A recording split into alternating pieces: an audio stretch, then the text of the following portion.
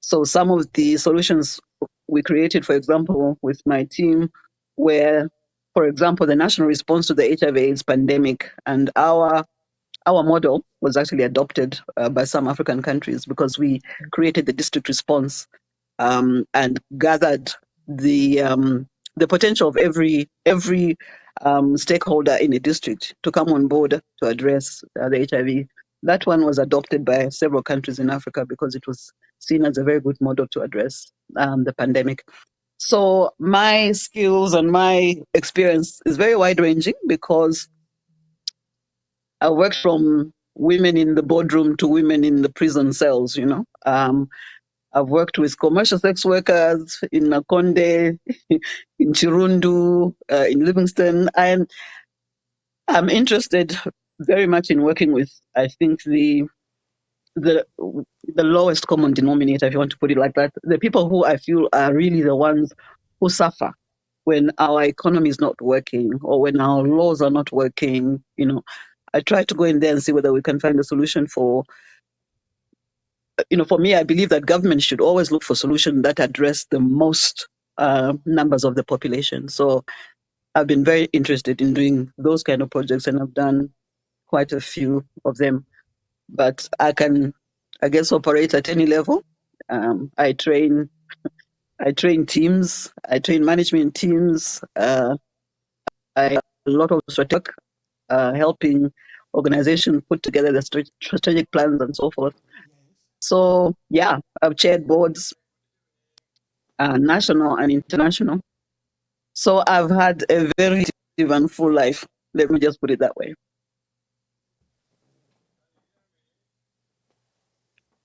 Yeah, wonderful. Now, just briefly talk about your twin sister, your Mpundu. Why I'm bringing this out is you were named as one of the most influential 100 women in Africa by BBC. The congratulations and pictures came to both you and Chileshe, the Commerce Secretary General. Just briefly talk about your twin, growing up with your twin, and even being mistaken one for the other. Yeah, that always happens. The BBC award actually was for my work in the museology space because of the Women's History Museum. So that's because some of the innovations that we have created in the museology space through the Women's History Museum are quite they're quite ahead of most museums.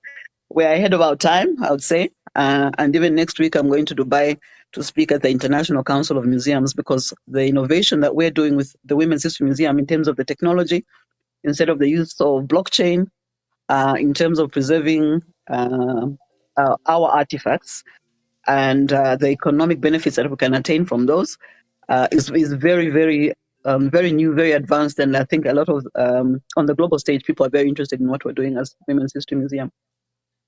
So I was born a twin. Nobody knew I was there, actually. My mother didn't know she was carrying twins. So there's and the interesting thing about our birth, I guess, is that we were born on the day that my father and his comrades actually walked out of the ANC. That's when they walked out of Nkumbula's party at a meeting in Chilenje and went on to create what was then known as ZANC. So that was on the 7th of October, 1958. That was the day, actually, that the ANC and Nkumbula split. And there was then the ANC, and then my father and Kaunda and Sokoni and all those who were there at that time, they created ZANC, which we were born in October. By December, all of those who had created ZANC had been arrested and were in prison and so forth. So the first three, I guess, after 3 months of being with our father, he was imprisoned. So we were born on a very critical day in terms of the history of Zambia. I must also say that because they didn't know that my mother was carrying twins, there's a very big gap between the time my sister was born and the time I was born. My sister was born in the morning. I was born in the early evening because um, nobody knew I was there. I was there. And eventually, when my mother went to the hospital, that's when they discovered I was there. And she had to be induced, and I was then born. Nobody really knew whether I was still alive or not because 8 hours had passed. But I came out, and here I am.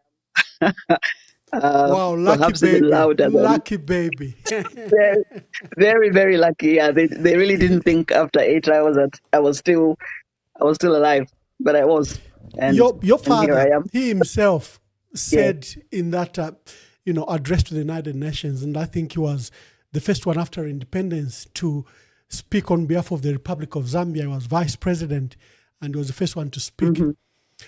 Is an iconic image in our country. He was being called Hmm. vibrant, and others thought he was very radical. What are your early thoughts and reflections of your father? Having a father like that, a dominant figure, Hmm. not just in your home or in Chinsali, in Zambia, in Africa, and across the world, very influential even in India. How did that affect you? What were your perceptions, especially in your early formations? Um, okay. So the freedom struggle at the beginning, I think, um, took my father away. Because there were imprisonments and so forth, and sometimes they had to hide. So I remember in the very, very early years, I think I remember my mother more because she was the one who was there. But eventually, when things started settling down, and I think the first time really that I remember being with my father a lot was when we had to go to Tanzania, and we traveled to Tanzania in a truck. I remember that must have been, I think, 1962 or something, because UNIP had offices in Dar es Salaam, which were being run by Mr. Robert Makasa. And I remember that journey to Tanzania. I must have been, I don't know, maybe 4 years old, but I remember that journey very well. That we're in a lorry, and we arrived in Tanzania. And I think 2 years ago, when I went to Tanzania, I actually asked the people there to find the house that we had lived in. But nobody could locate it, which was really sad. But nobody could locate it. But Zambia, sorry, Northern Rhodesia at that time, UNIP had offices in Dar es Salaam, from which they were running.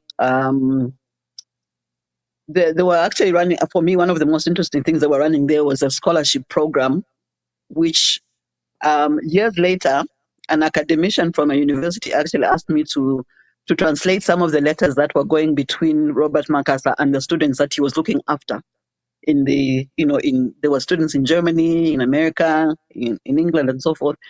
And it was very interesting for me to read those letters. The reason why the university asked me to translate those letters was because they were all written in Bemba, because they didn't want that if they're intercepted, people would actually read them in English. So they were encouraged to write in the local language. So those letters were given to me, and I had to translate them. And it was very interesting um, because I was impressed by how forward-looking UNIP was actually, because there was literally a very the whole idea of equality, of women as well as men being awarded these scholarships was actually very, very. It was implemented. It was very active, and I I said, wow, I guess we had, already had this equality thing going, because I read letters from women who were on scholarships. They were in Germany, they were wherever. I read letters from men who were in Germany and so forth. And some of those, of course, became prominent people. But yeah, so I remember that trip to Tanzania. I think Yeah, I I remember. just wanted to, Mulenga, I just wanted to fill in there. And many people will not Mhm. understand why UNIP had an office before independence in Dar es Salaam. So the OAU at the time, many countries were not independent other than Yeah, Ghana and a few countries that had been independent. So the OAU yes. set up a liberation office where it housed many liberation movements. in Dar es Salaam. And Yes. I think we only took over the burden when Zambia became independent in 1964, because then we began to house some of, especially, the ones from Zimbabwe, Namibia, Mozambique, Angola. But the Dar es Salaam office where UNIP was based, where you went, is because, there was this liberation office, and your interaction probably was with many leaders that became leaders of Africa later. Absolutely, yes. Absolutely. But also, I think UNIP also got a helping hand from Ghana, I think a lot. Because, when I was going through my father's documents after he died, it was very interesting to see how many, how many of these leaders were in touch. But, letters from Kwame Nkrumah, they were really, they really cross-pollinated, they really spoke and advised and, guided each other very well. The countries like Ghana, who had gotten their independence long before us, they were guiding. There were a lot of letters from Kwame Nkrumah that were just guiding my father. This is how you do this. And, when he had questions, there were letters also from like some of them, Mozambique, Angola, Augustino Neto and all those people. It was a very rich occasion, I think, between those leaders of that time. And let me just add that the Kente, remember I think on the interview I said that my father was not buried in a coffin, but the cloth that he was wrapped in before the other, the cattle hide and reed mat, and also the cloth that he was that we wrapped him in was the cloth that was given to him by Kwame Nkrumah, the Kente. And that Kente, actually, he shared it in two, and he gave half of it to Kenneth Kaunda. So the two of them, I think in a lot of the independence pictures, you'll see that they're wearing the same Kente. That Kente was from Kwame Nkrumah, and Kwame Nkrumah gave it to my father before independence. That's a wonderful piece of history. Struggle. So that wraparound, that Kente from Ghana, it came from your father, and he shared it with Dr. Kaunda, because Dr. Kaunda in the early 60s became synonymous with the Kente, and many African leaders had adopted it. It was more authentic than the Western suits.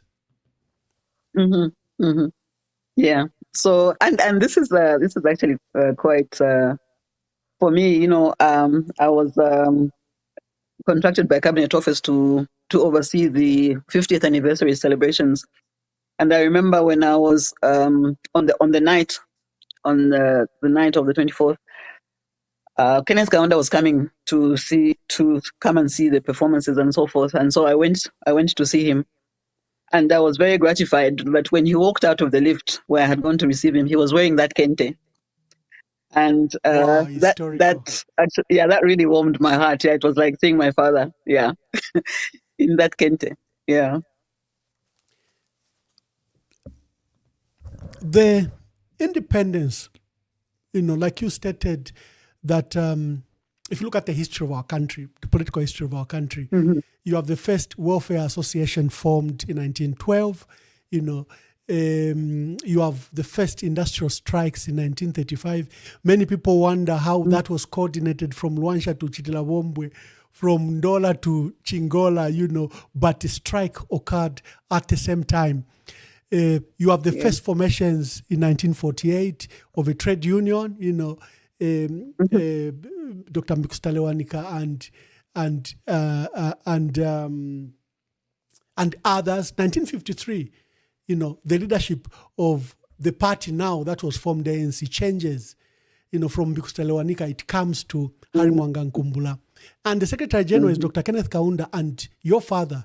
The two of them who had left Chinsali as teachers, all of a sudden are thrust into these national affairs. They are heading the ANC as Secretary General, and another one having a key issue. Then there's that momentous period, like you said, when you were born, when there was a break apart, because people felt maybe the old man, the blood and agency of young people. So young Kapwepwe and young KK demanded that, we needed to, I think the thrust was independence in Ghana, and people thought they were now very late.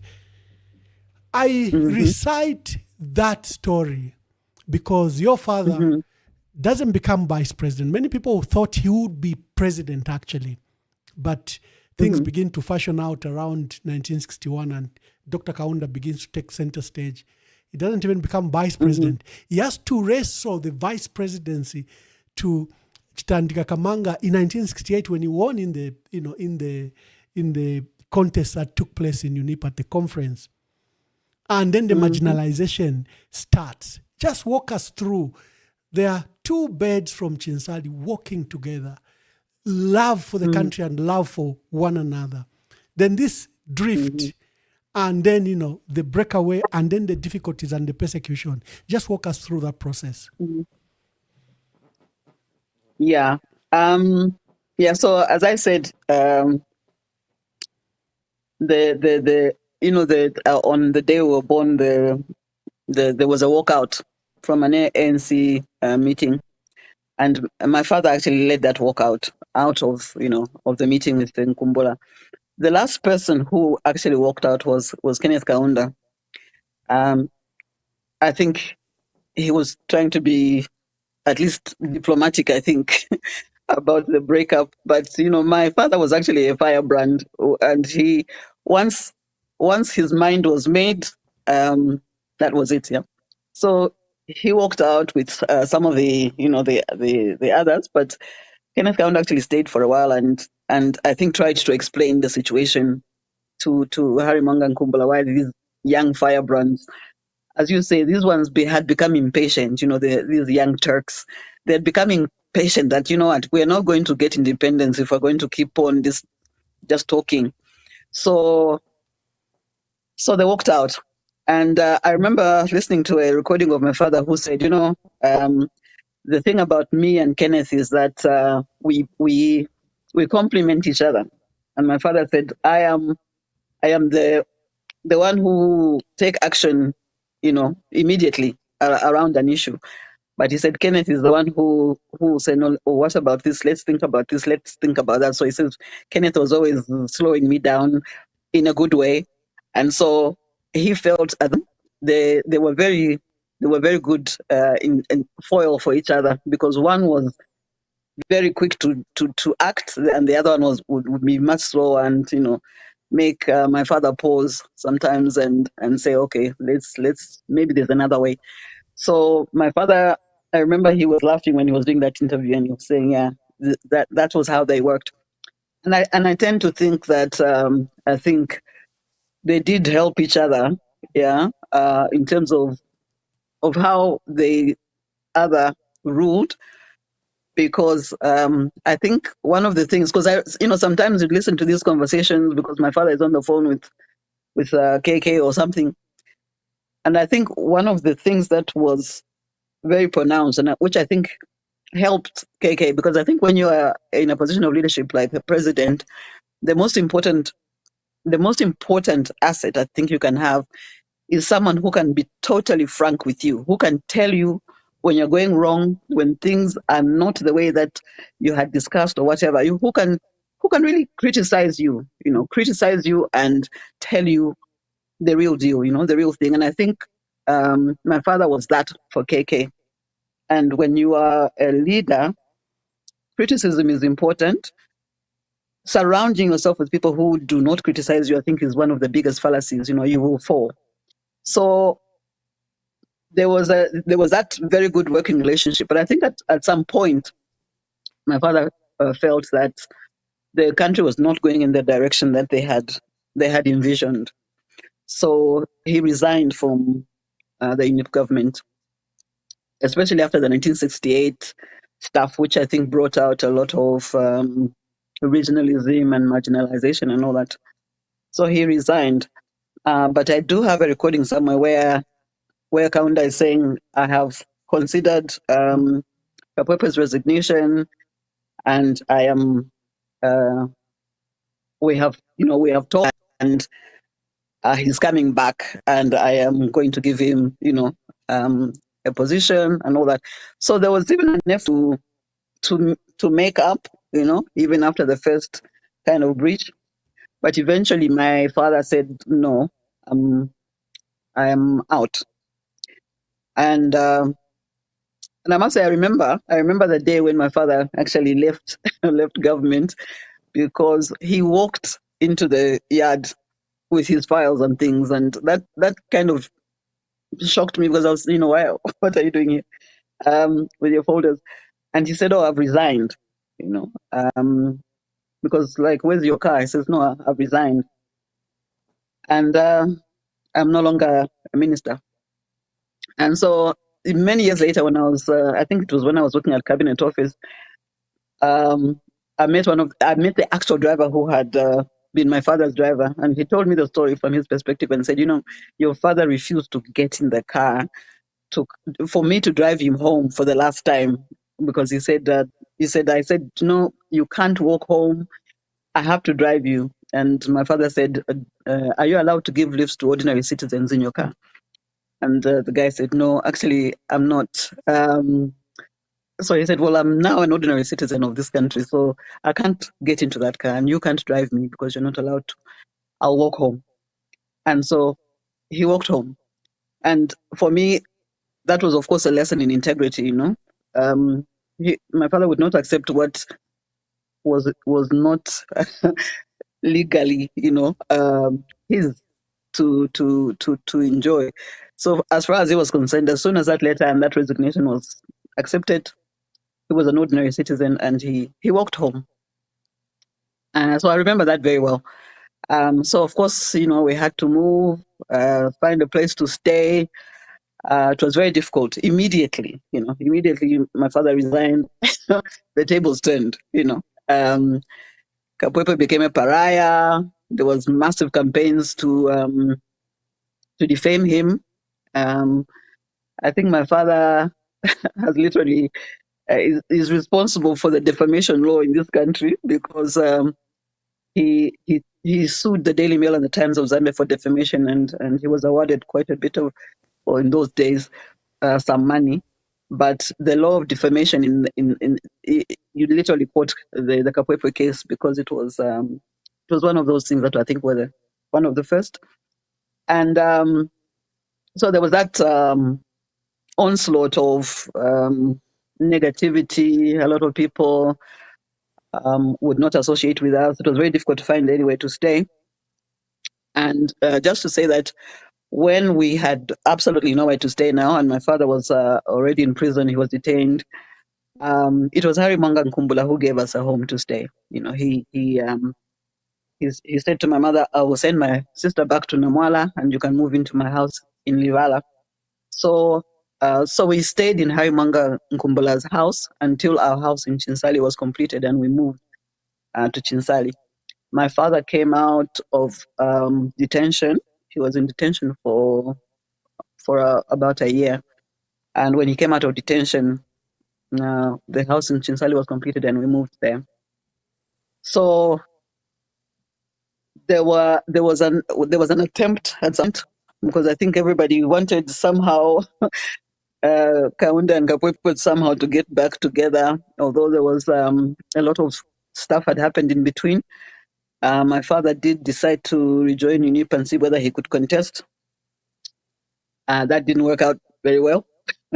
Again, he was blocked and he really couldn't stand for elections. So a long history. These two, Kaunda and Kapwepwe, came a long way.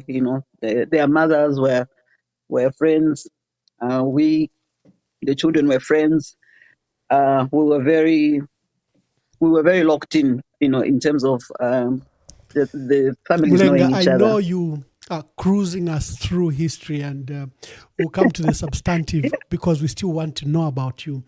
But you are making it casual. It was, I think, the most difficult period, both for Simon Mwansaka Pwepwe, your father, and for the country. Yeah.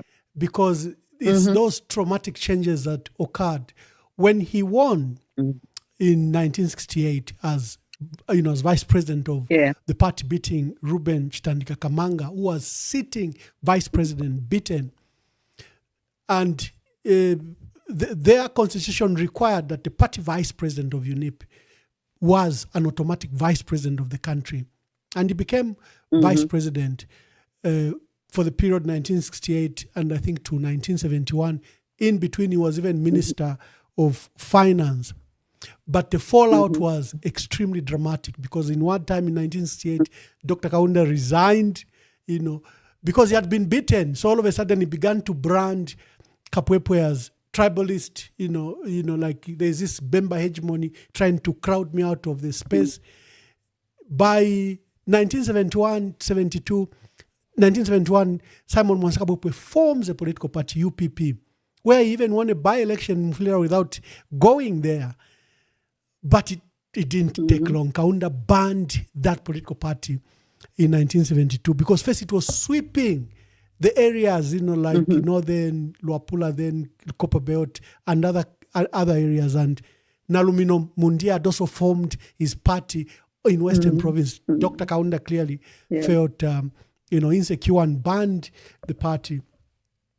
Many people I know, you're from Chinsari, and many people we know, our people speak of that period as a very dark period. They were arrested, tortured, beaten, sidelined, and many people never recovered from during that period. So I understand you are making it casual, it's history, but when we have a guest like you, we want to pick the insights.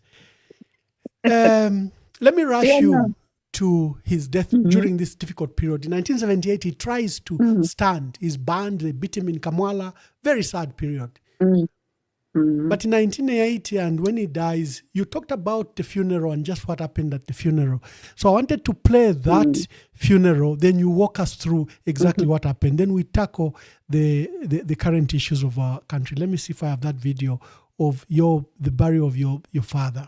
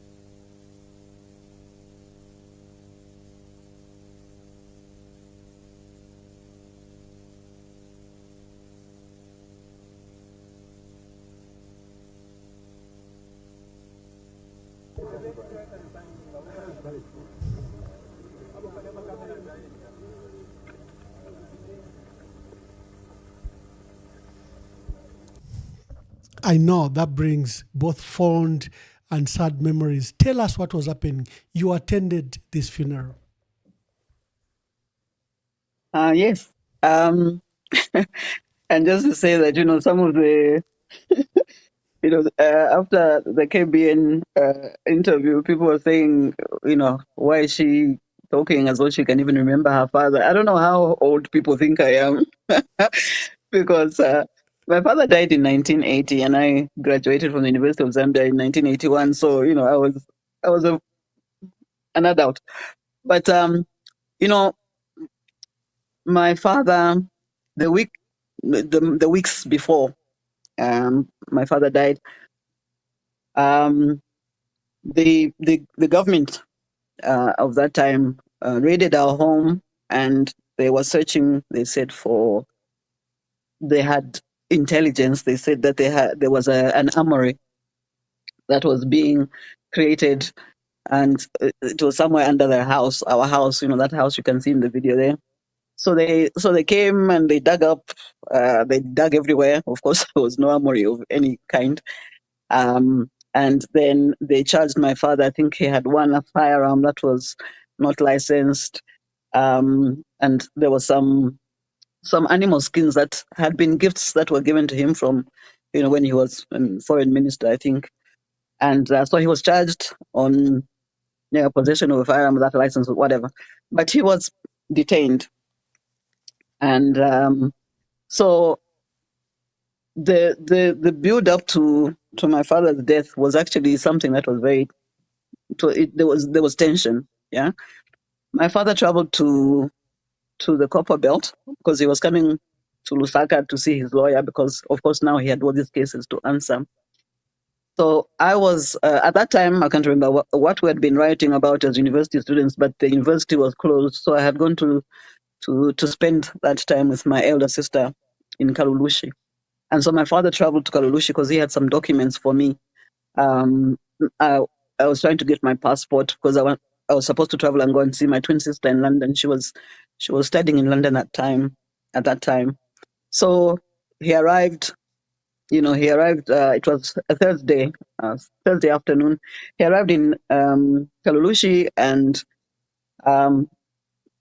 everything was normal. I remember we cooked dinner, and I I guess I'm the last of his children who spoke to him. We had dinner. We chit chatted about different things. He was cautioning me because he saw me putting a lot of salt in my food, and he's saying, do you want to be like me? You don't put so much salt to be hypertensive. We had that chat. He asked me about university, so we had a long chat. Then he said, my father was a fan of wrestling. He loved to watch wrestling. So he says, where's the TV? Because he couldn't see the TV in the sitting room. I said, oh, actually, it's gone for repairs. It's being repaired, so there's no TV in the house. So he says, oh, I still want to watch the wrestling, So I said, okay. So he said, okay, I'll go down to. There was another family friend who lived not far from where we were, and he said, I'll walk down there and I'll go and watch wrestling from there. So I said, okay. He was with a cousin of ours. I said, okay, you take the front door keys because my sister, because she's a medical doctor, she didn't have, she wouldn't be able to, and she had the keys for the side door. So I said, take the front door keys because, Vasampas got the other keys. So he took the front door keys and they left. And then after about, I think it was maybe just under 2 hours, I heard somebody knocking on my window and, yelling for me to wake up. So I went because I had fallen asleep at that time. So I went to the door, and the same cousin he had walked to the house with was saying, he has collapsed. He's collapsed. He's not talking. So me and another cousin, we dressed up and we ran. It was late now, so we ran to the house of that gentleman. And when I walked into the house, my father was lying on the floor. He was vomiting, and I knelt down and said, "Are you, Dad?" This was in Kalulushi, yes. Yeah. I said, "Dad, are you okay? Can you hear me?" He was unconscious. So we managed to call the ambulance. The ambulance came. I don't know where everybody went. I can't remember where everybody went, but I remember having to carry my father into the ambulance. I sat with him at the back. I was trying to hold his face, down because he kept vomiting, so that he didn't choke on his own vomit. So eventually we got to the hospital. By this time, we'd managed to get hold of my sister, who was, she was on duty. So she was doing the rounds. I think she had gone to attend to a patient somewhere. But just as our ambulance was arriving, she was also arriving. So at least now my elder sister was there. So then they admitted him. He was in a coma by this time. They started stabilizing him and trying to get his pressure down. He had had a stroke. Trying to get his pressure down. That was a Thursday evening. Friday wasn't improving. He became conscious, but because he was paralyzed on one side, he couldn't talk. He was trying to signal. He was trying to signal to us to find him a pen and a piece of paper. But sometimes when you have a stroke, you don't realize that you've lost some some capabilities like writing, for example. So he tried to write on a piece of paper. He couldn't write. And I think that agitation also just made things worse. And by Saturday, the next day, he was getting very frustrated. By Saturday, the next day, he had another stroke. And so by Saturday, around 16 hours, he passed away. So, I was there. The nurse asked me to close his mouth, close his eyes. I held his mouth. I held his hand. My sister and I, the people, my siblings who were there, we had to make the decision, or the doctors did everything they could, and we had to make the decision that perhaps they'd done what they could, and so yeah, he passed away. And I remember when that happened. Now it was what next? My sister gave me the duty of now phoning everybody to announce, to tell people that my father had passed away. And we of course also informed government that my father had passed away. Government did reach out after they heard, and they asked how they could help. And there was so much, there were so many people and so forth. Of course, we knew we couldn't manage all this by ourselves as well. So government said we can step in and help. So the coffin that we put my father in to carry him back home to Chinsali was donated by a family in Ndola called the Cottons. I think they had a funeral parlor. So they donated and said, no, we'll donate the coffin. So when we carried him home, that is the coffin that we used. We carried him home in a ZAF aircraft. And I remember that when we landed, there was a lot of anger. There was it was very tense. People were very angry. The people of Chinsali, very angry. after a decade of persecution from his estuary friend and former friend, the persecution that occurred to UPP and members, and then there was now a full infrastructure of the one-party state. People didn't have to know the details of the death of your father. They just assumed, look, Kaunda must have something to do with it, hence the anger you are talking about.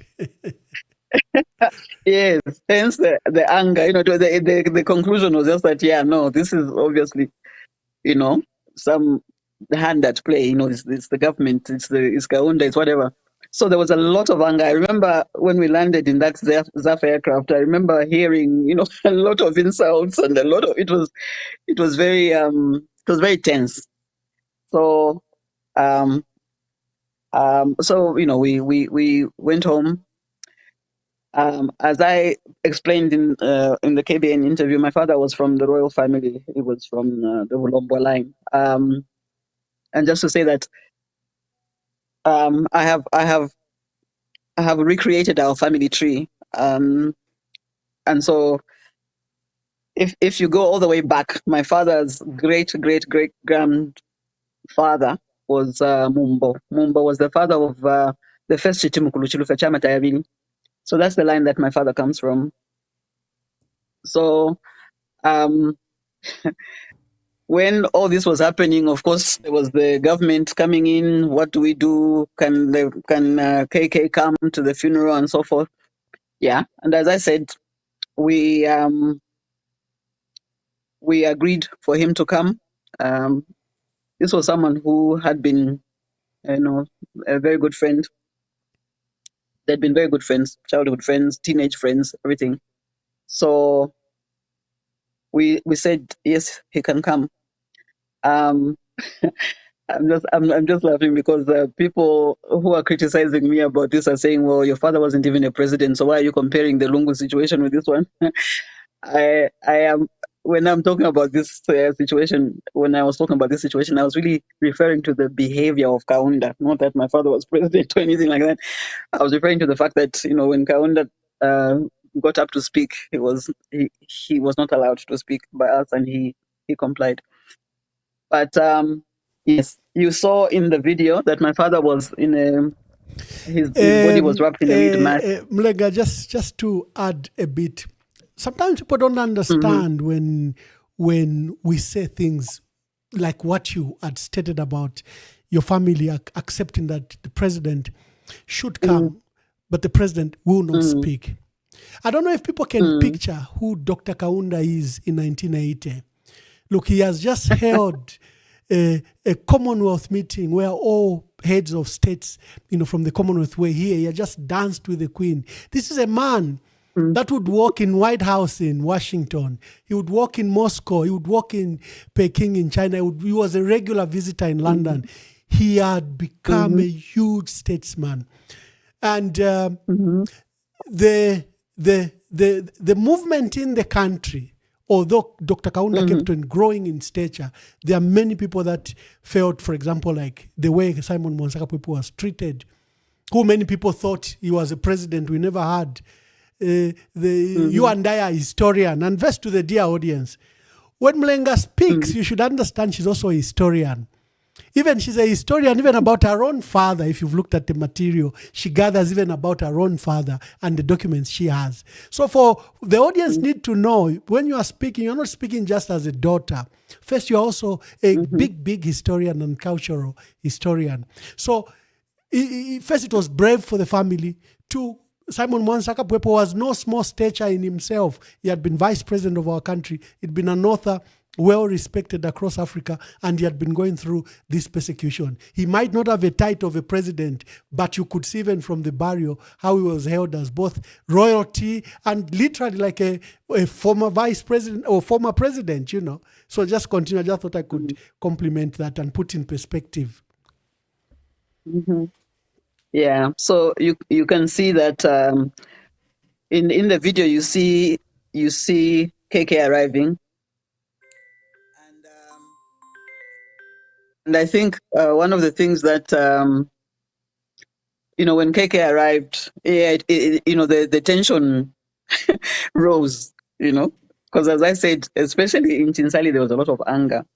The tension rose. There was this tension, um, but you know he was accorded.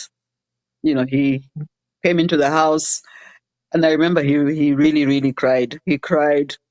He really really cried. That kind of stuck with me because I his voice, he cried, musowa, yeah, musowa Mm, sana. mm, um so you will see that we're kind of like coming from behind the house, because it was part of the tradition that before we went to bury my father, we had to go once around the house and then go to the grave. So that's what you're seeing there, where people are coming from behind the house. My father had shown us exactly where he wanted to be buried, long before he died. So we knew exactly where he was going to be buried, and we knew exactly where my mother should be buried. The two of them chose the space and they said, "We will be buried here." So they are buried not very far from the house, actually, but it's in a very beautiful spot, especially now because their graves now overlook the Lubu River. So the instructions that we received from my father, where to bury him and all that stuff, and that tradition must be followed. All those things, we followed them. That's why you see the reed mat and everything. Of course, as a member of the royal family as well, once that happened as well, the who we call the special branch, the people from the Bulombo line automatically arrive and they start doing what they have to do. So they came and they did all the the traditional ritual. stuff, the rituals. Yeah, they directed the procession, how the body was going to be carried. You can see they're singing what they are singing. Is one of those songs that Bemba sing when the warriors are returning from war. You can see also that they keep throwing impemba. The white powder.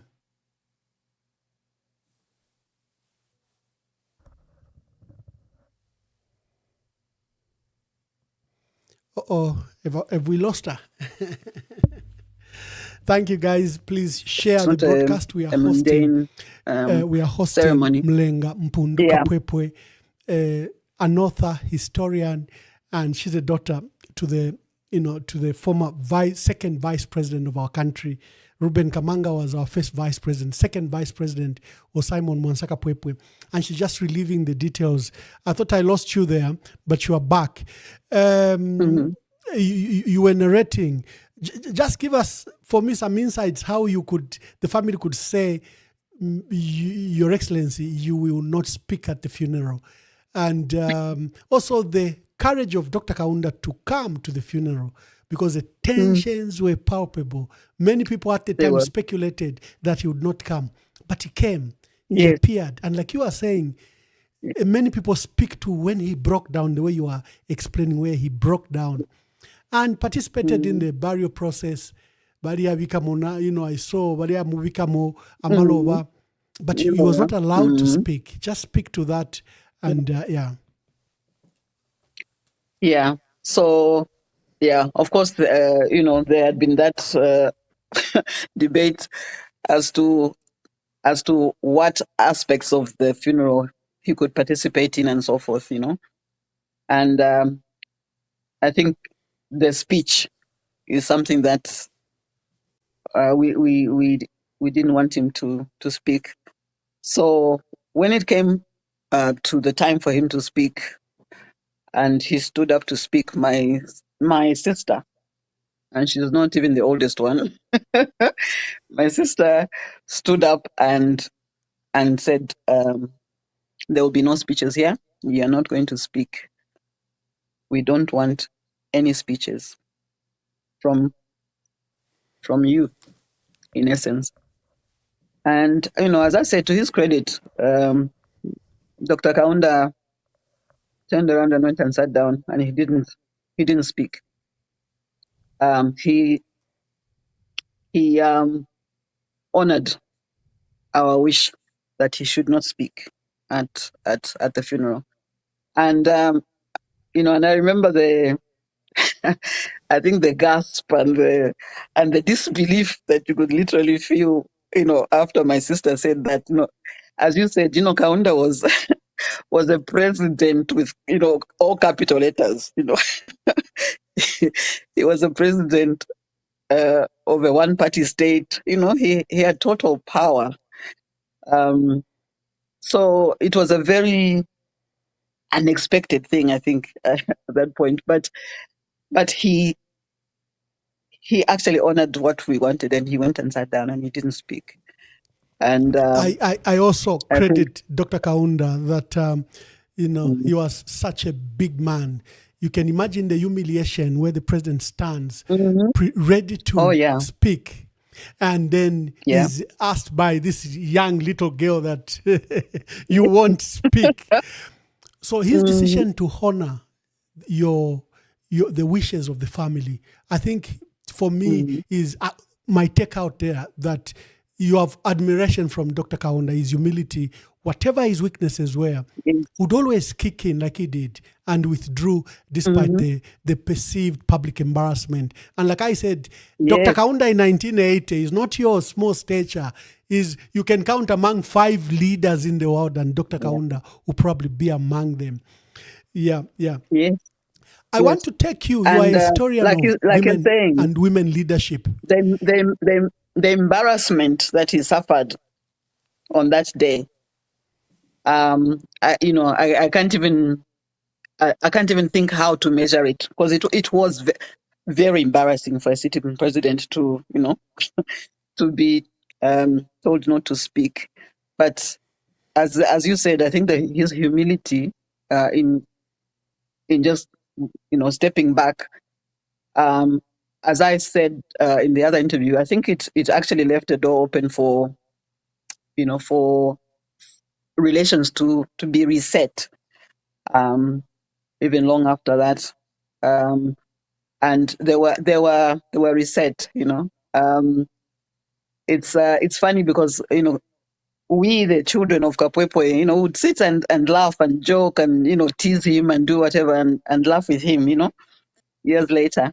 But it is to the grandchildren of Kapwepwe, that he would open up, especially to one particular grandchild, that he would open up about his feelings of what had happened, his remorse, his regrets, whatever. He could open up to the other generation, to the next generation. With our generation, I think we just accepted that had been what it was, and we continued, and we could talk and laugh and joke. And I'm a playwright, and he would come plays, which was very nice for me. Having my father, watching my plays was a chance. But I think just honoring our wishes and leaving the door open really played into the fact that even by the time he was dying, I think I saw him like 3 months before, we sat and chatted, and he was very confident he was going to turn 100, in 3 years' time. We had all that chat. So for me, I think what the point I was trying to make was, here was this man who was very, very publicly embarrassed by a request from us, but who had the humility to accept, and who had the humility even, as it took time, over time, to still say and reach out, so that we could mend the fences and so forth. That, for me, I think is a hallmark of how big a person is, how big a person is in terms of, what he is willing to take to fix something. Yeah.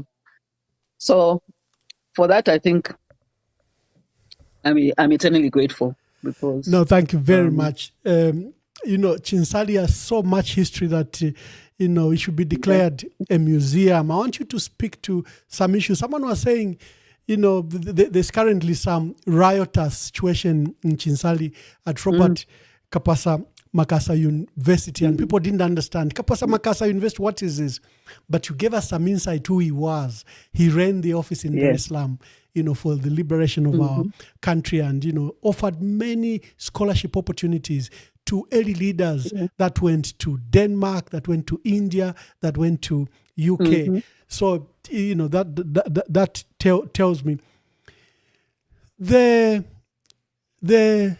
Lenshina massacre. Your father was minister in the formative government before we got independence, after they had won that election in 1963. And again, for me, I regard that as a dark period in the history of our country. First of all, we don't know how many people died. They say between 700, some put it up to 3,000, depending on which historian you are speaking to. It was a dark period because it was an issue of freedom of worship.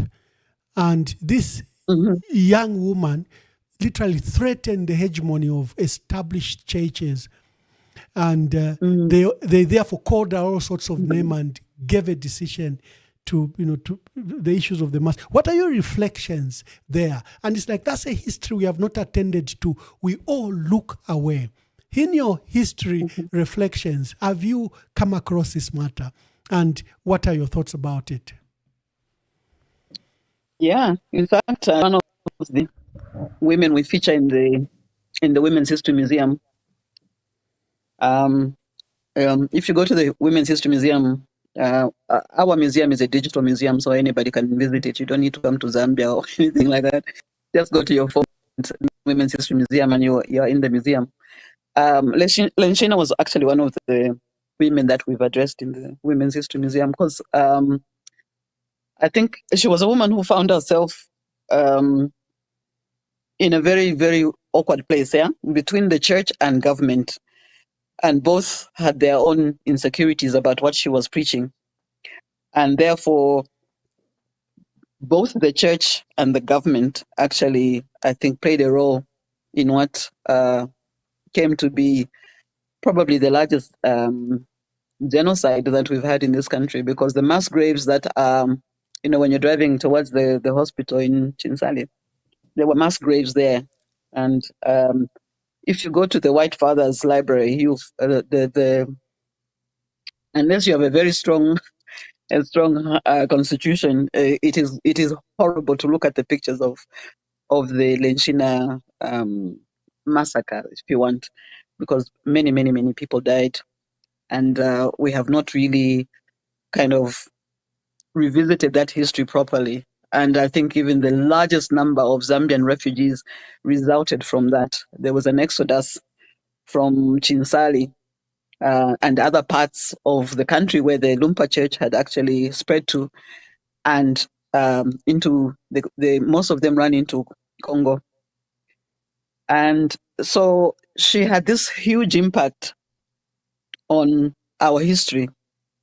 And when I was talking to my sister recently, she was saying, "Oh, at the Muchinga Expo," she was actually saying, one of the best exhibits, actually, one of the best stalls at the just ended Muchinga Expo was the Lenshina Church. The Lenshina Church came and they exhibited as the Lumpa Church, and she said there it was so professionally done. It was so well done. So her church lives on. Her church is very, very much alive and living on, and apparently even doing very professional exhibitions of that history. So I was very happy to hear that actually the church has carried on, and they've documented. Her story is so interesting in so many ways. So when I was working with the women in prison, I made it a point actually to just go and sit in the cell. She had a separate cell from all the other women, and just reflect on how it must have been for her, because she was an ordinary woman. She was a very ordinary woman, but she found herself caught up in this whole political and religious maelstrom that she literally had no control over. These two superpowers, the church and the state, overpowered her. She was imprisoned. She escaped at one point. She was imprisoned again. She was put into exile.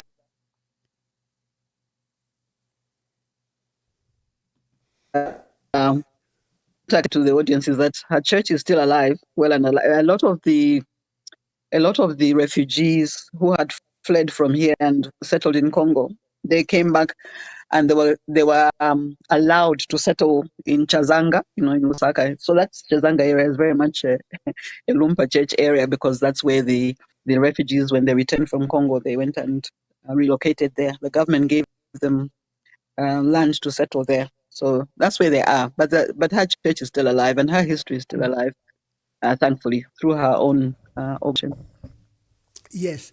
I can see callers want to come in, they want to call, and for very good reason that we're privileged that you are here.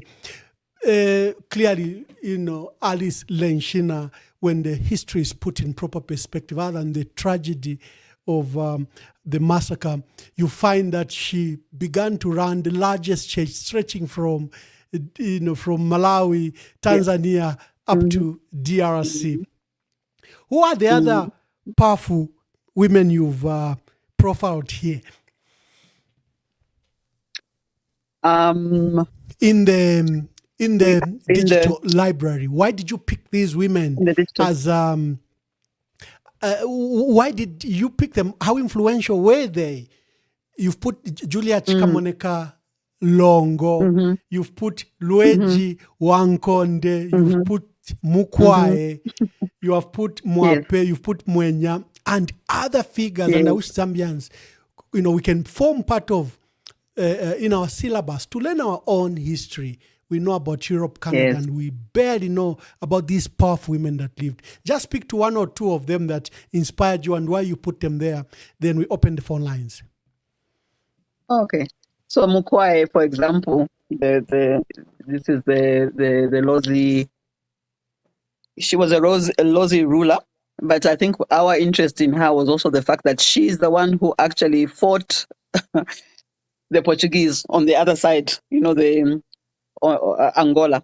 The Portuguese were encroaching into her kingdom, and she's why are you coming into my kingdom to collect taxes from my people? And the the district commissioner, the white man who was there, was said, the only way you will resolve this is if you write to the Italian government. The Italian government was the government that was given the responsibility of drawing up borders and so forth after the scramble for Africa, the 1884 scramble for Africa, where the European powers divided Africa amongst themselves. So Mukwege actually wrote to the Italian government and said, "Can you make the border clearer, because I have people who are encroaching on my kingdom." So the reason why the Zambia, for example, has that straight line on the western province side, there's that completely straight line. One of the straightest borderline. Yes, the straightest borderline. That was because of Mukwege, and it's because the Italians decided that we just follow the 38th parallel. So so that border, the western border of Zambia, was literally because of a woman writing to the government that was in charge of making borders in Europe at that time, and insisting that the border be drawn because she was getting problems from the incursions of the Portuguese from Angola. So those are just some of the interesting aspects of history, of our history, and the women and their leadership. Longo is from the Sala people in Mumbwa, and she actually led an all-woman army in her time to fight the Makololo. Yeah. Wow. Truly amazing. People should actually go. The Sala people celebrate her on the day of Longo. They celebrate her. There's a traditional ceremony to celebrate her amongst the Sala people. So yeah, we have a lot of interesting women. We have celebrated women from the 17th century up to now, because we managed to do a series that actually covered all the way up to the current modern women. So very interesting. There's a teenager, Mwamba Mbala. She was part of the Cha-Cha-Cha movement, and she was actually, the British couldn't locate her because they thought it was a man, because she was really good at organizing sabotage, and they thought it can't be a woman, but it was just a teenage girl, and she was part of the Cha-Cha-Cha movement. But as life always has it, somebody betrayed her and described her to the British authorities, and one day when she was going to perform a sabotage operation, they found her, and they actually shot her dead. But the main street in Mbala is named after her. Yeah. So there's a lot of interesting histories in terms of our women, and I encourage women everybody to visit our museum so that you can read. We've done maybe 44. Even the Winnie Mandela Foundation approached us, and we've done one on Winnie Mandela as well, which was launched in Johannesburg, and it is shown in the Winnie Mandela Museum. Yeah. Thank you, Mulenga. When we return, dear viewers, you can call, but I want you to come and answer. The Minister of Finance, National Planning, put you on the spot. You had called, you had given a term, you have educated all of us that there's a term for government who has officials that lie. Just like we have government officials that steal, it's called, a kleptocratic government. Kleptocracy. You have a fresh term. Yeah. And the minister accused you that they are not lying. And I want you to come and speak to that as we open the phone lines. So just take a moment, drink some water, and then come back to the broadcast. And our dear viewers, continue to share the broadcast. Thank you for the audience that has turned up. And let's hear from Mulenga Kapwepwe.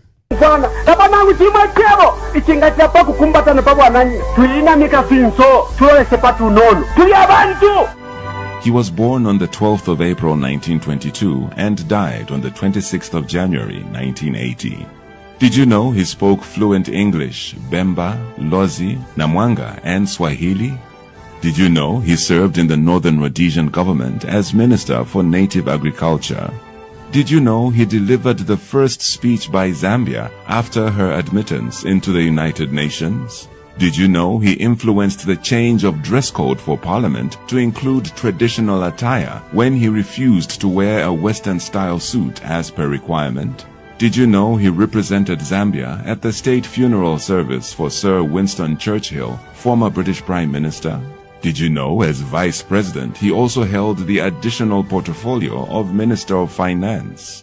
Did you know that while in opposition, he won a parliamentary seat in Mufulira without campaigning, as he was barred from doing so? Did you know that he authored 6 books, played the guitar, was an avid tennis player, and studied in India? This April 2022, Simon Mwanza Kapwepwe would have turned 100 years old. The Kapwepwe family wishes to announce the centenary birthday celebration of the late Mr. Simon Mwanza Kapwepwe. Please. In her statement, as I said, Ms. Kapwepwe accused the government of lying, and she dismissed the government's assertion that debt restructuring so far has covered about 94% of the eligible external debt. Instead, she asserted that according to the report of the IMF and also one of our own professionals, only 44% of the eligible debt have been covered in terms of restructuring. So, the question is, what is the truth? And I want to be very clear. Thank you, callers. The line is open. Mulenga will answer the Minister of Finance and your questions. So let's take some questions quickly so that she can combine the answer to the Minister and to your questions. Yes, caller, please tell us your name and where you are calling us from. Good evening, Mwamba.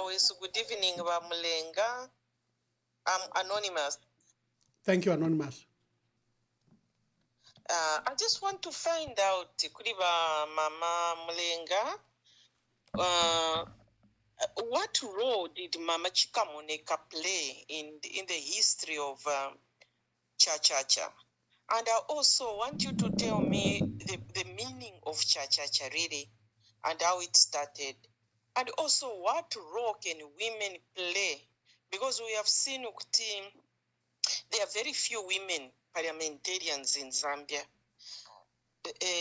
President balandira okutira no abana ndefo kubombasana n'abana kashina ba youth, but it hasn't happened. So what role can Banamayo play as compared to kuri ba Mama Chikamoneka na kaka mukashana mwachilanda poko bashutire ba British protectorate baba letuteka nomba emkwa ibanja sukama question ya fula. Thank you very much. Thank you.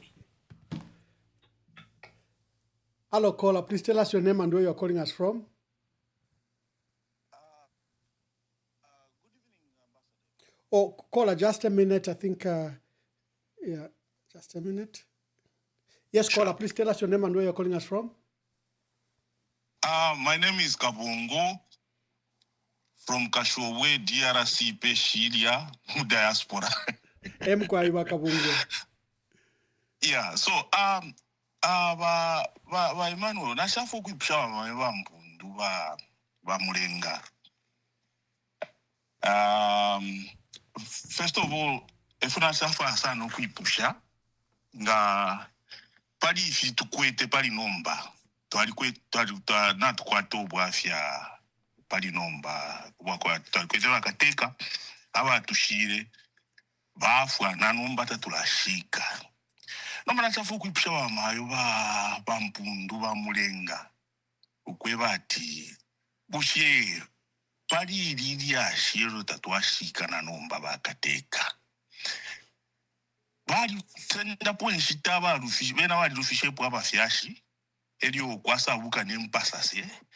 Iyo mpasase ya ishirenga ukweba ati bakateka bali bonira nshita bakaunda vayachita take place kulya nefi achitike nali mfapo tuma video papakati otvalera vapopolera efi achitike nomba bushe vamai va Mulenga valikalapo panshi valikonkapo inchita yako vati vakonkana na vapresident vaakainde vaya vachita kuadvise pali ilye nchita nagwa vasangire kumuvusanso nguvu nefi achitire vanavo vakaunda elio kabiri vamayo va Mulenga chimbio chonasava ukulanda bushe pali vana mayo bantu vana mayo mubuteko vanono elio fona ishi vangu mfwa vana mayo avengi balanda ati vana mayo tavaitemwa bushe mukuvika vana mayo chapamo ukweva ati na uve ngalasangwa mufukulo ifikalamba mubuteko na mutu ampani utu apusana fishi mule chitapo vamayo olo chimbi ichakusharikisha kwali vedi ashitutarika na kung'anda na valumendo na vakashana omoto afyarirwa varetwe vashukuru varetu shimikireri ashati ala va Simon Mwanza Kapwepwe valipere speech one time kuvulaya kuvasungu pachiriro eri vasala ndati muchivemba ati I don't want any impasses and any intrundi ushefyari fishing kana mufyari fyachine ate vashire create ama words impasse and intulubundi make them into English yo bala twasuka. Thank you very much. Hello caller, please tell us your name and where you're calling us from. Hello sir. Hello caller, please tell us your name and where you're calling us from. Yes, good evening, Mwamba. Good evening, Mama Mulenga Mpundu. I want just to say thank you very much for that rich history, and we have learned a lot. I know that I think one of these fine days, Mwamba, she should just come back and talk about the history of this country so that at least Zambians, we can learn from her. And, you know, it's important that a lot of people, we thought that what is happening, like the burial of President Edgar Lungu and the impasse with the Lungu family, little did we know that there was an impasse between the Kaunda and the Kapwepwes. But because of the humility of Dr. Kenneth Kaunda, we have heard that they told him not to speak, and he made sure that he did not speak. And that's leadership. May he so rest in peace, Dr. Kenneth Kaunda. Then I hope our president can also draw a lesson from there that whatever people are saying is not that they are trying to compare because he was a president. It's about leadership. President is just a title. Then lastly, I want to ask Madam Mulenga Kapwepwe, I've seen in social media, people are proposing a name that he should be the running mate to Honorable Makebi Zulu. What is our take? Thank you. Hello, caller. Please tell us your name and where you're calling us from. Hello, caller.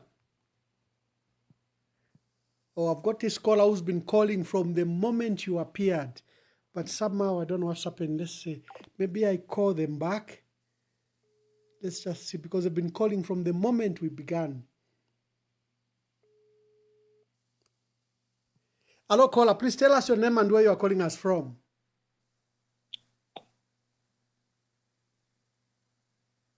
Hello?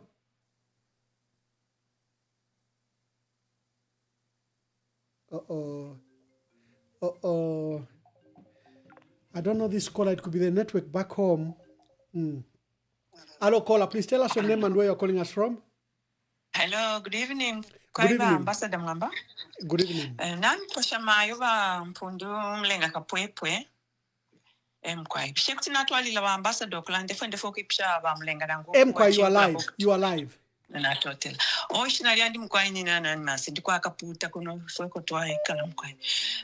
Ba mayo ba Mulenga. Ba tatu wa Kapwepwe ba limbela mabuksa yengi. Ilo tuwa lesa mbila tulemba ma schools after independence kuma 1968, 69. In the 70s, to ku primary school na ku high school. kwalamba ama-books that ubuntu ngwamjambo jambo na Africa bushe Africa twasebana. Okay? Africa twasebana. Africa twasebana. Mukatikali de book Africa twasebana obuntu ngwamjambo jambo because yaleba mu syllabus but still ngata uchite chibemba mu library yaleba mu education system ya Zambia for yaikele. So twalebelenga nangutauli na bemba period twabelenga. Ndefo ayo kuipusha kwe chintu chimwe cho nangu mukatulange ko bushe kuti mwachita republish alama books ya batata. Nangu chishinga fai ko kuchita ngabe na Zambia. Tukalembuluishe tukachita republish or reprint alama books. And translate. Abana history yesu. Bantu government twapita nana yonse balifumya ama Zambian languages mu syllabus but kubusungu kukubulaya tuleyo mfa ku United Kingdom uko afume kisungu ukutila abasungu bakira kyalo nomba nabo baleka biloku kwa second and third and fourth languages hence mu syllabus yabo muli Spanish muli Italian muli na French nekisungu kyabwe ekyo kine English nomba ifo fwebene bachibemba kunoko twaba nechilozi nechitonga nechilenje nechiswaka nechisoli tabulefunda rather tabalefunda ififintu mu syllabus yesu ushe tukalala ati fwebena Zambia at first language yesu nichinshi first language yesu akwate mtundu 72 nomba balifumya mu syllabus ukubuchita ama local languages chishi chinga chitika pomayo bamulenga pakwebo obuteko okutira na atuweshe ama local languages yesu muma syllabus ya chalo cha Zambia tuweke shemo local languages ichilozi turesambirira chitonga turesambirira ichilenje there were 8 languages ngoli ku northwestern Zambia twalelemba ichibemba bakuletela ka examination paper kobe mchibemba and your friends balelemba ichikaonde oluvale nga uli ku western balelemba chilozi iwo wine we mubemba we mtonga walemba that paper the time yakulemba local language twale mama classrooms twaya mubemba class depending on the province ukoli limbi muli mofe babiri then the teacher ufunda maybe maths as long as ali chibemba they would come and cover you the 2 of you the 3 of you mwabelenge chika twafo kuchita understand if you chalo chaikele nechala twafo kuchiba identity yesu ifo fobena Zambia fobale fyala abana mumayanda balela ndefe chisungu techumushinishela pabantu muchitundu chenu ukuthi apusuke awe namba bakapwepwe muri ali ama books kwali chintu chimo if I'm privileged to lay hands on that book kuti nabelenga nakasanga kalaka statement akale tuweba kwati kula ngokwe tetu twikadide kufya abamuisa tetinji bushe exactly but ndelo mbokutilanga kuli way of accessing lama books bamulenga mulandi apa pamwela twishibeko twingashita lama books tule ibelengera mayanda nangu tubelengele kwa abana besu bamu. Thank you very much, my dear sister. Thank you, Mulenga. Hello, caller. Please tell us your name and where you're calling us from.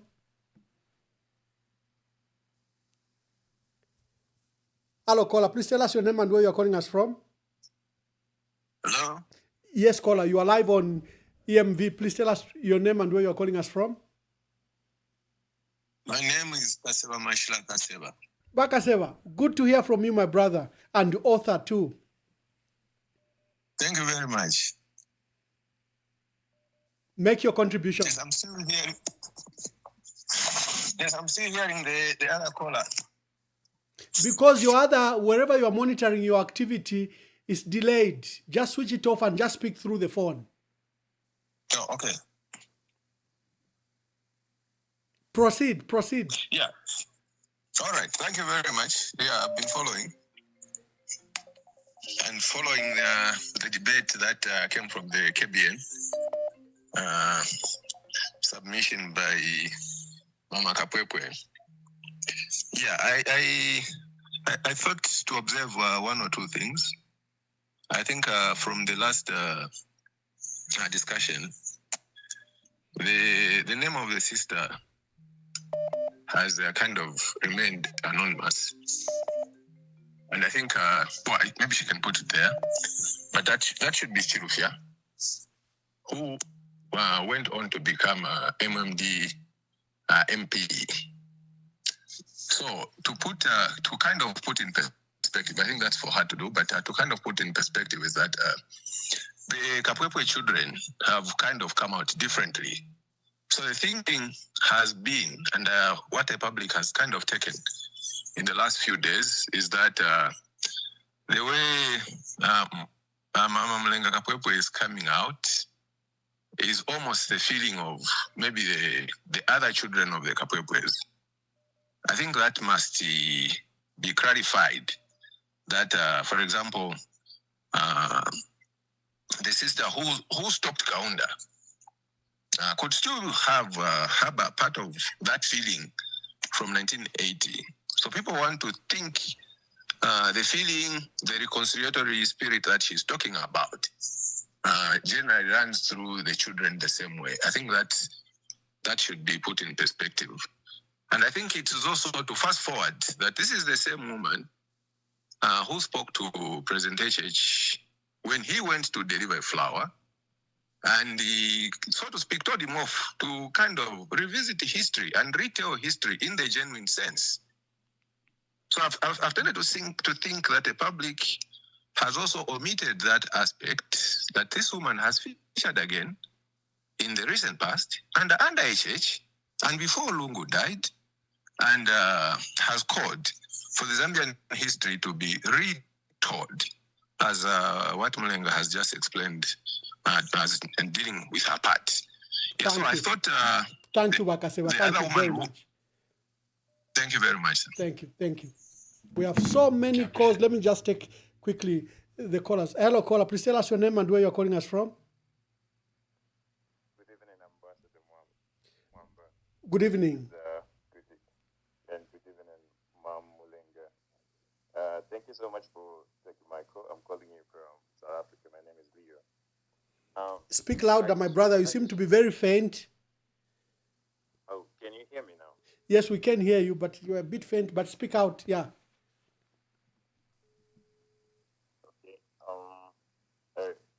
Can you hear me clearly now? Yeah, we can. Okay. Yes. I was just saying that thank you for picking up my call. My name is Leo. I'm calling you from South Africa. Yes, I Leo. don't want to speak to be specific. Yes, please. I've just been listening to the history, and it's actually beautiful to actually learn a few things that I've never come across though.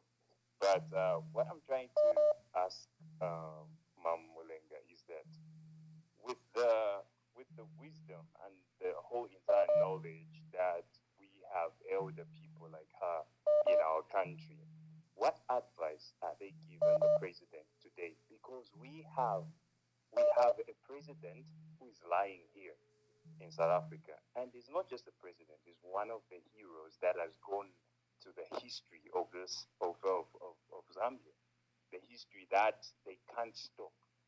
And the family knew him as a father, not as a president, and they hold more rights towards him because before we knew him, they knew him first, and I believe they decide where they want to bury him, and I believe they have the right. They can't just be chained around and obviously be pushed to do things in a different way. Thank you very much, caller. Thank you very much. Thank you. Hello, caller. Please tell us your name and where you're calling us from. Good evening. I would rather. It's been so nice to listen to Mana Kapwepwe for the good history she's given us.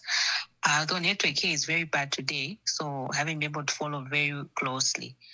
I wish that you being an artistic person and you have been in this art for a long time, please write books about this whole the story of your father from like your personal view, because many of us didn't know. My mother is in her 70s, and the story that she told us was, the coffin was broken out of anger because he didn't want the government involved. So that's the narrative that people even as old as that have.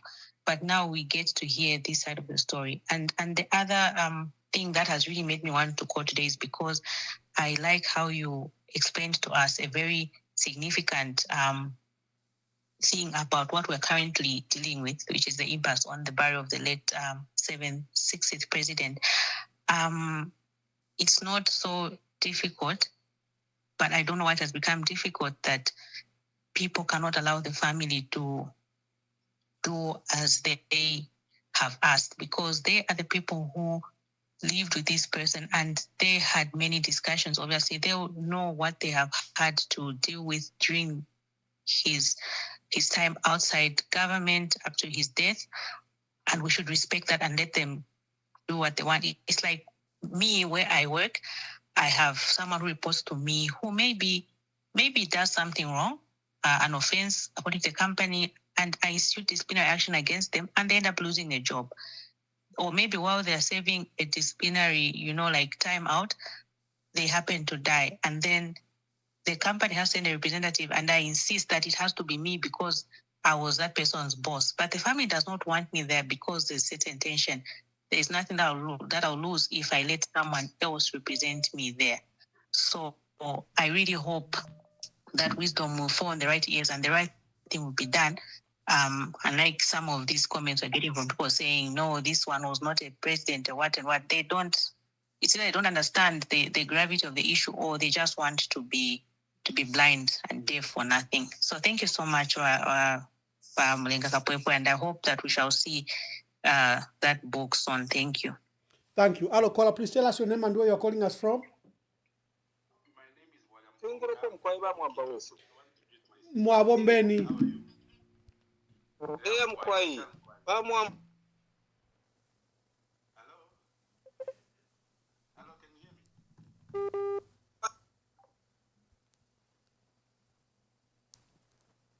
Nachipata kwa mashua no nachirafu kubika kupadiri ili ashiliawa nkashesu.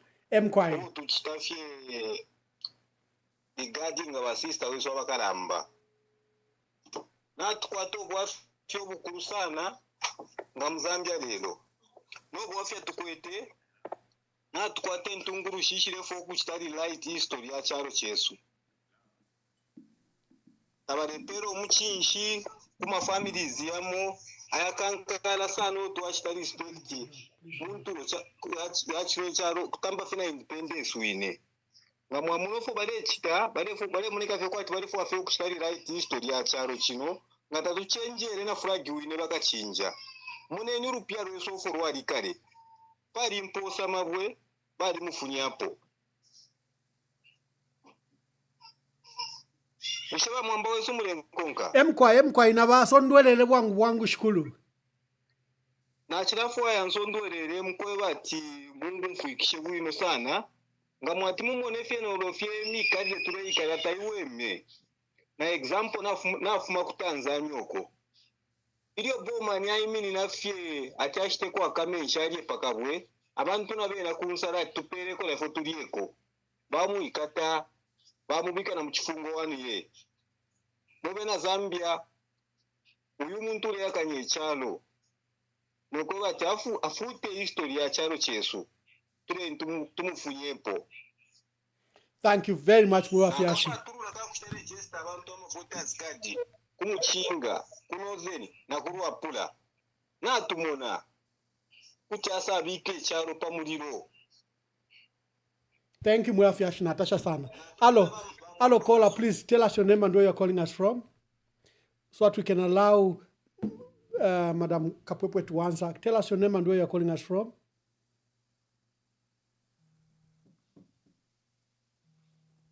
Hello? Yes, caller, you are live. Tell us your name and where you're calling us from. Okay, is that myself? Yes, it is. Okay. My name is Henry Kabinga. Yes, Mr. Kabinga. Yes, Henry Kabinga. I'm a senior citizen in Zambia. Thank you very much, Mr. Kabinga. Yes, I remember you as a founder member of the UPND. Exactly. And we've had a chat before. Okay. You ended up going back. Thank you. Kindly make your contributions quickly. Thank you.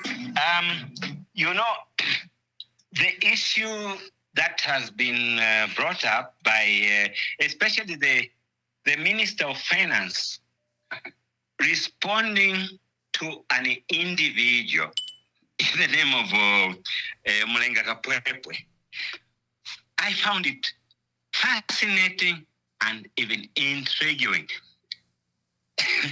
Here's a Home Minister putting up a press conference in order to respond to one individual over the issue of debt restructuring. Okay? Because according to Mr. Msogotwane, the debt restructuring has been at 94%. Now, the fact that Ms. Kapwepwe mentions that it's actually at a lower level, it's 44% or thereabouts, and the whole machinery comes to respond to this one individual, it's just, I'll call it crazy. Let me say this. People like Dr. Grieve Chelwa, okay, an accomplished economist, has come out and stated very clearly why this debt restructuring is not really at 92%. And he was very, very clear and said it was standing at something like 49%. Now, these guys, Mr. Msogotwane and his crew, are failing to answer Grieve Chelwa, an accomplished economist. They go for a soft target like Mulenga, so that actually, and the whole thing is just designed to it's a political theater, and they can't answer to the issues that are there. Thank you, Mr. Kavinga. Yes, no, just a little bit. They went on to talk about an MOU being like a binding agreement. No way. An MOU is never a binding agreement. And even when you look at their statement, they are very, very clear to say that actually, even the restructuring is that they put it at about 57%. Tell me something. If they had restructured at 92%, why is it that in the next maybe 3-4 years we shall be paying $1 billion in terms of debt service debt repayment? Debt service, yes. Come on. If you have restructured 92%, there is no way you should be going into those numbers. And I go further. The reason why we had a default in 2020, which was called the COVID era default, when the PF was in power, was because of the high debt repayments, okay? And that is why that figure of 1 billion could not be paid, and that's why the PF failed to pay back. And to hear Mr. Hakainde Hichilema and his friends saying that actually they took this debt from -2%, I mean, rather, what did they call it? From the GDP from -2% to where they are putting it at 5%. They do not even take into account the fact that this COVID had a real effect on the whole economy. That is why all the economies, literally all economies, had negative growth during about 2020. And that's why the PF actually defaulted. Now to be told that, no, we took this thing from -2% and now we're put it at 5% positive from -2. It's just being disingenuous. Thank you so much. Mr. Kavinga, sorry? Mr. Kavinga, quickly close. I just want to take the other 2-3 callers. Okay. The callers are so many. Okay. Thank you. No, let me ask Mulenga to make a comment on that, because she was the one who they were responding to. Yes, she's going to answer. She's going to answer. I played the video deliberately. It's one of the issues she will answer. Thank you very much, Mr. Kavinga. Okay. Thank you. Hello, caller. Please tell us your name and where you are calling us from, and kindly be brief. My name is good evening. My name is Wally. I'm calling you from Kitwe. Thank you, Wally. Make your contributions. I want to greet my sister Mulenga Kapwepwe. Yes, she can hear you. The video which I've seen my young mother Frida Mwanzamponga with Vamayo coming out to the funeral house, it's just made me so happy, and thanks very much, and I wish you all the best. Who was your mother who's in the video? Frida Mwanzamponga. Oh, thank you very much. Thank you. She was a very young lady in 1980. Yeah. No, thank you very much. Thank you. Hello. Hello. Hello, caller. Please tell us your name and where you are calling us from. My name is Reverend Edith Mutale, and I'm calling from Lusaka. Alamayo mwabombeni Your Excellency Ambassador Mulishani. Indifyo mutende mulishani uko. Ndita yo namiletelo mwana Mulenga. Wandi mwapoleni. Yo, she can hear you. Oh, she can. Tata ni kuti nafua sio kulanda po ine nangu dali mombalile pamfwa. Let me start with the death of our father, Shimpundu Kapwepwe. The day he died, earlier in the day, he passed through my place, our place. By then, my husband had died in 1978, and Batata Baisa for 1980. In 1978, in 1972, they were all arrested by Kaunda and detained.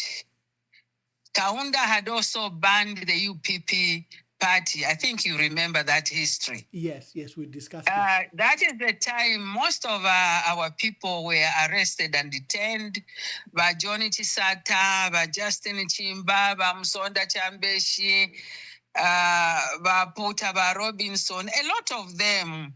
My husband was detained in Impima prison. So when I see and I hear about the death of Batata Kapwepwe, I go back 40-something years ago.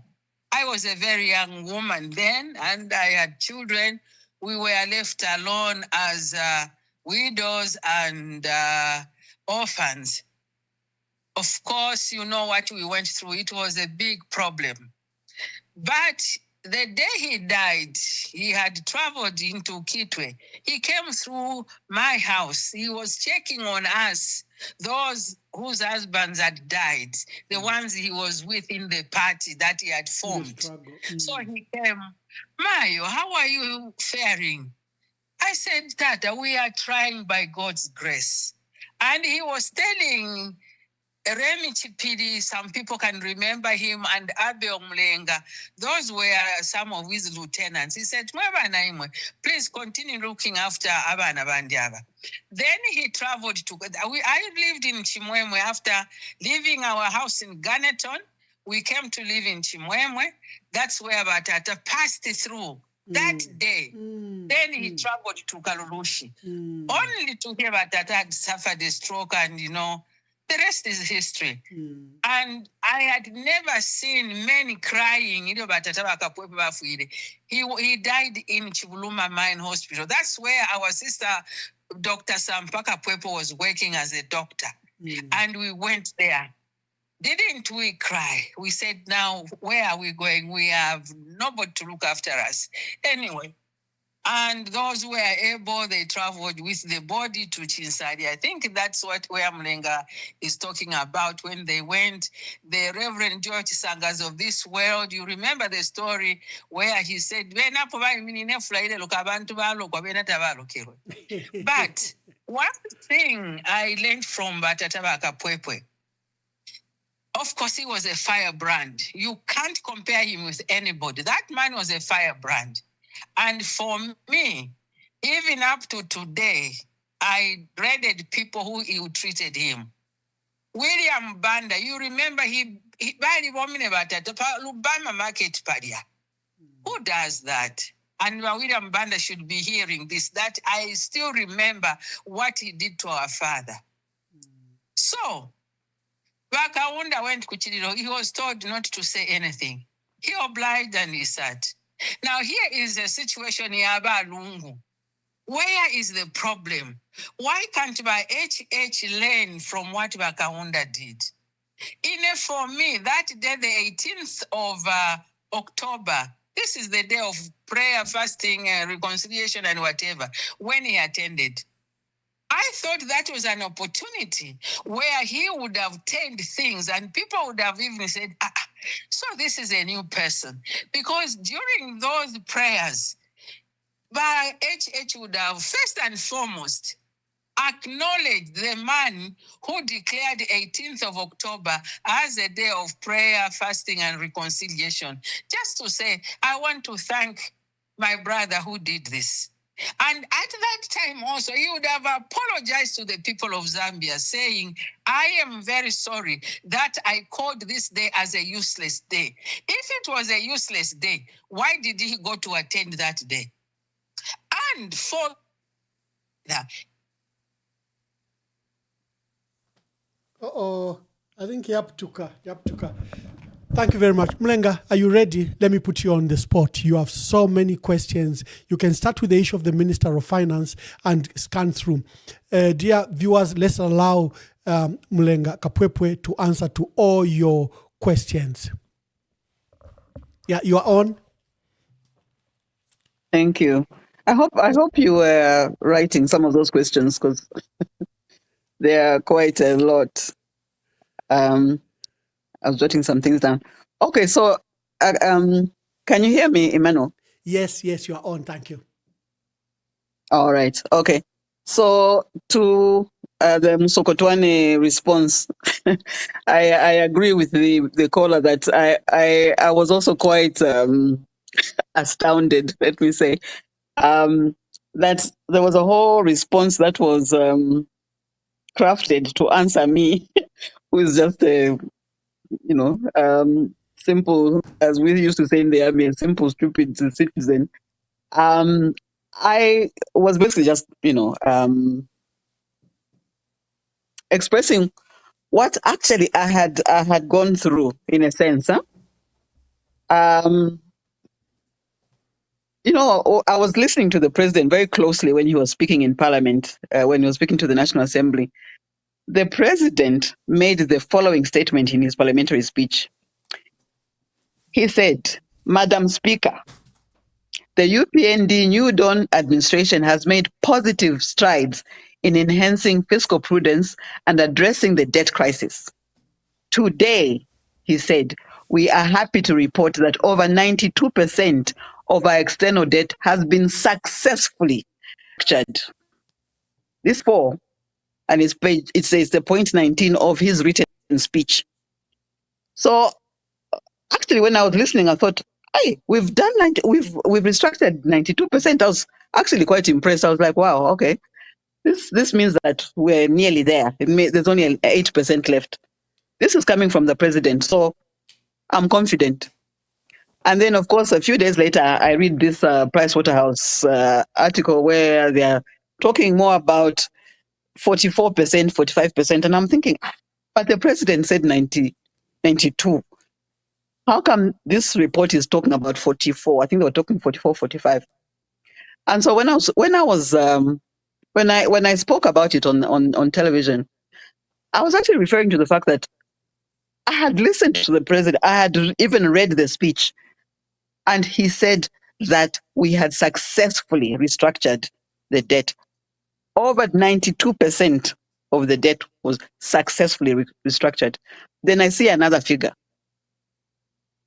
And I go to some of the World Bank reports, and the figure is still around 44, the lower 40s. So what is the president then saying? Is he lying to us? What is going on? And so that is the question I was asking, because now I concluded that no, actually the president was not being truthful with the Zambian people. And that is entirely what I said. When the response, the press conference, I listened with astonishment because this is one individual. But let me also say that after that program on television, I was called by Pricewaterhouse. No, you misquoted us. I didn't. I said exactly what they said in their report. I was contacted by the economic advisor to the president, Pamela Nankamba. No, this is the whatever. She gave me a lot of information. She sent me a lot of information about where the debt restructuring is and all that. And, I said, well, that's very good. I worked on doing it. And I said, I watched you, job well done. When she made that statement, I said, job well done. Because for me, the bottom line was my statement had the response from the government to clarify the situation, because I'm sure as many people as myself, along with myself, were puzzled the discrepancy in the figures. So when the Minister of Finance now actually put this press conference together, I was very shocked. But I listened to him as well, and I listened carefully. And the thing is, what he has said in the statement, and there was a press statement and there was a whole press conference. He said that the truth that we must, as Zambians, believe is that 94% of Zambia's eligible debt has been restructured. But then he goes on to say an agreement in principle has been agreed with official creditors, and then there are MOUs that account for another. For me, I was thinking, but an agreement in principle is not a final. It's a work in progress. It's a stage. There's 8 stages in the debt restructuring process. This is just one of the initial stages.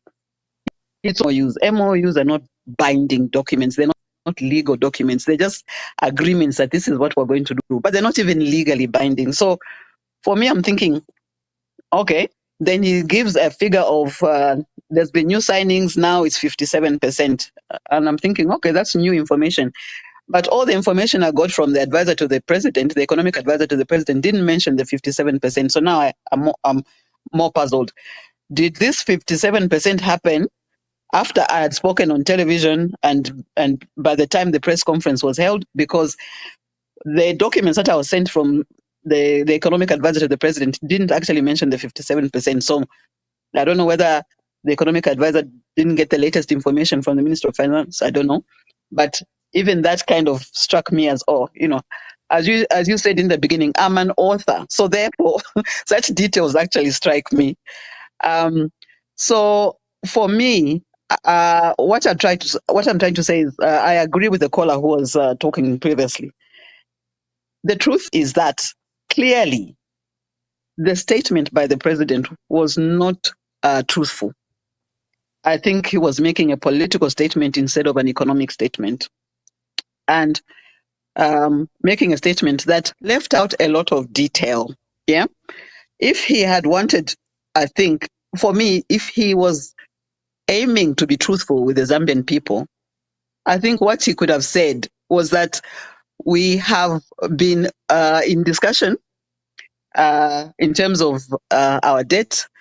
We have discussed the restructuring of about 92%, but we have new signings for 57%, and the remaining, we have MOUs. He could have broken that down in just another sentence so that all of us were now clear that, actually, there's that figure, but then the actual things is that 57% are the ones that we've actually signed something on, and the rest is still up for discussion. So for me, the truth of the matter is that we are still, as far as the minister said yesterday, at 57%. We're not at 92%.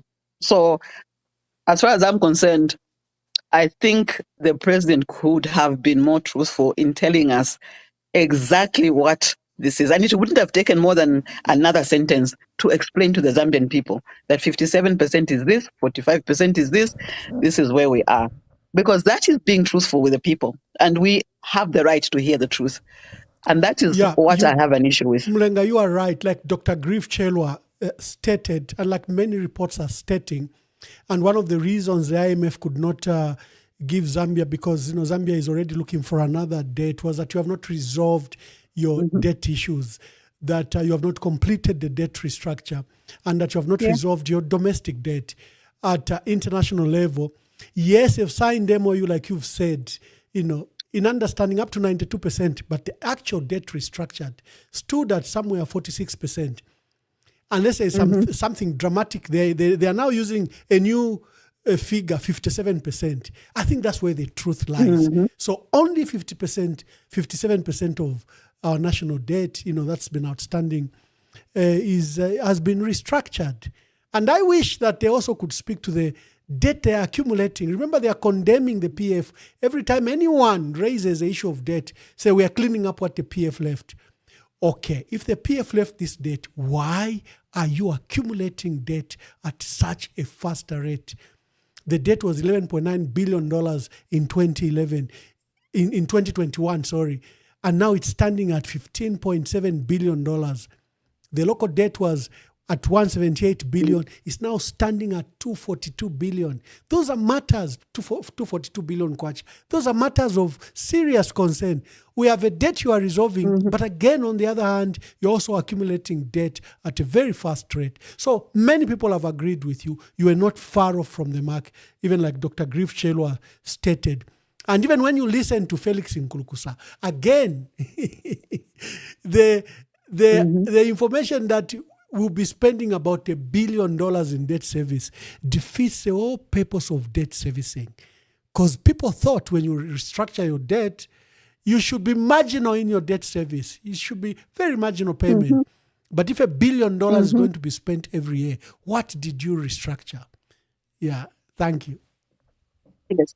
And the thing is, okay, so the other crazy thing, talking to what the caller said, that he responded to me. You know, Mohamed Lungu wrote a very good paper, and he was questioning the address of the president again to the National Assembly on the 13th of September in 4, where again the president talked about that the Zambia's GDP, Zambia had achieved an average real GDP growth of 5.3%, you know, over the previous years. And then there was a different figure again that came from Ministry of Finance around the same GDP.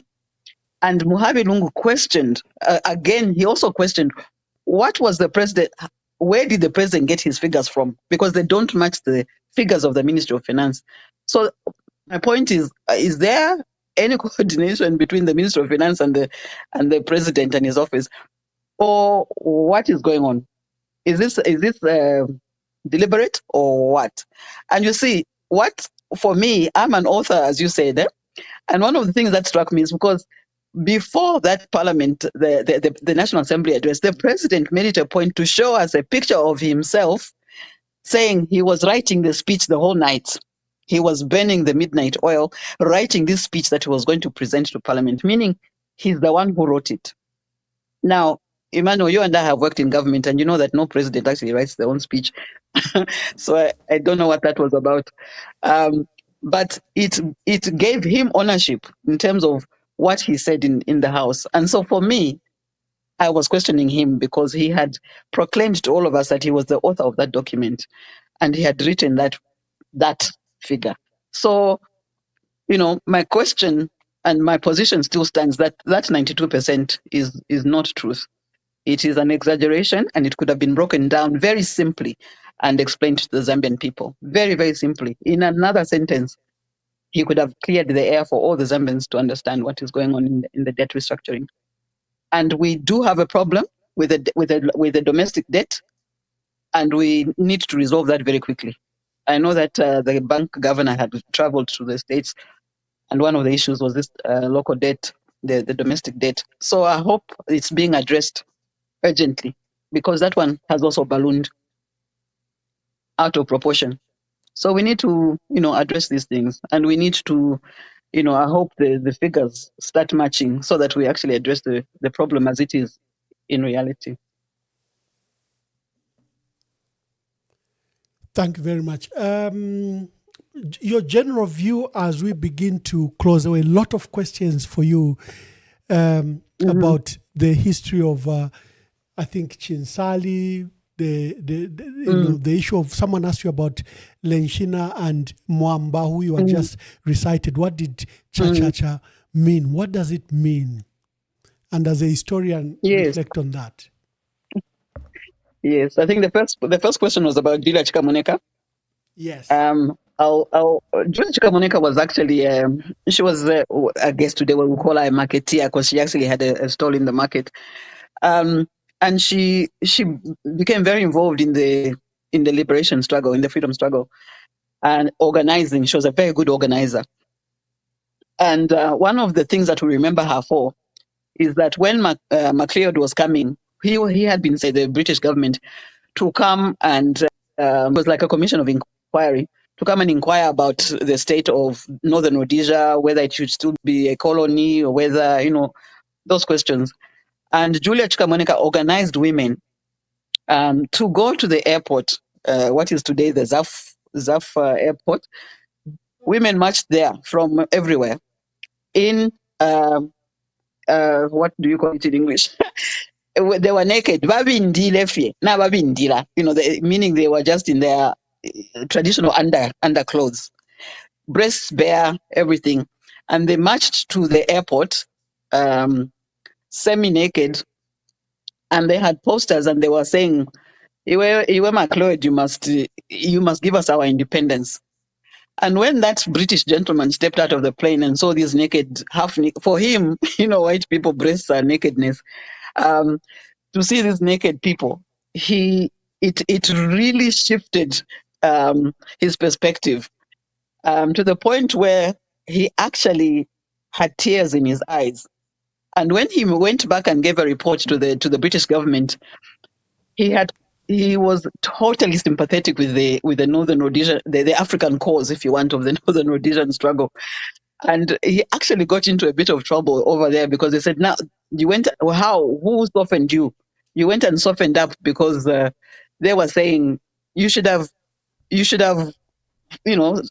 stood up and said, yeah, we are your, colonial masters." But the man completely changed, and he's actually became pro-independence for the native population. So Julia Chikamoneka, and she had a sense of humor because she found that whole story extremely humorous and very funny, and she always used to laugh about it. She's somebody that used to visit, but she found it very, very funny, and she used to laugh about it. That, oh, I made that white man cry. But she was a militant, and she actually changed the course of history with her organizing the women. And the thing about also Julia Chikamoneka that we must understand, which I think is something that is missing today amongst us, is that once she was called Chikamoneka because she kept telling everybody, independence Chikamoneka, we will be free, Chikamoneka. That's how she got that nickname of Julia Chikamoneka. And when Chamoneke and we became independent, she said, fine, I did my job, I did my part, and she went back to her market store. She didn't ask for a reward, she didn't ask for a position, she didn't ask for anything. She says, no, we were working for the people. And I wish we still had that spirit of Julia Chikamoneka, where we do things for our country because we feel it is time to do that, or we feel it is our place to do it, and we do it without having to expect a reward or an award or whatever. That is, I think, something that I learned from Julia Chikamoneka's life.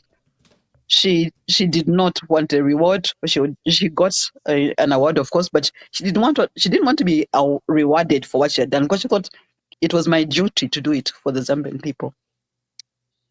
The next question, I think, was something to do with the impasse, the current impasse, in regard to the Lungu burial. Again, I think I can only repeat that it is a simple matter, I think, of simply just respecting what the family wants. There is no law that gives the government any right over President, former President, the late President Lungu's body. There is no law, and what we've been practicing has been precedents that, oh yeah, we bury our presidents in that place, which I can say for the record that when that idea was mooted and people were saying, no, we'll be burying them here, I told everybody, why are you creating a space for burying presidents? Being a president is a job. Let them choose where they want to be buried, because your final resting place, I think, is a very important choice. And when someone dies and they specifically said they want to be buried somewhere where they have chosen, I think the last wish of someone should be respected. The last wishes of someone about their own burial should be respected. Those are the last wishes. So for me, I think it's a very simple matter. I don't know whether HH understands that if he actually resolves this and lets the family express their wishes and let those wishes be honored. I don't think he understands the kind of mileage he'll get out of people saying, "Oh, he has respected the wishes of the family," because what he's acting on is precedence. And what is strange is that um, everybody has stayed in State House since 1935 when that State House was built. I think there's been 16 governors and how many, and all the presidents before him have lived there. It's a precedence. There's no law. And he has said, "I'm not staying there." He's stayed out of State House. It was a precedence he has refused to observe. Again, you know, he's the commander in chief of the armed forces. One of the first things that happens when you take when you are sworn in is the official portrait. There's two. One for the commander in chief in full uniform of the commander in chief of the Zambian army, and then the one in civilian. And he has, although it has been done since 1964, he has refused to have the portrait of him in uniform because for personal reasons. So for me, I don't understand why in this case, when it is simply precedence that he's acting on, that he can't also give that precedence and say, "Okay, this has just been precedence, then let's proceed and bury this man the way he wanted to be buried."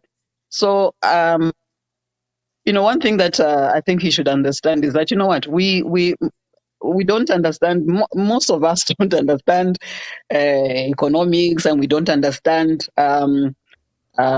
policy and things like that. But what Zambians understand, what almost every Zambian understands, is death, and what that means, and what the pain is, and what we do when someone dies.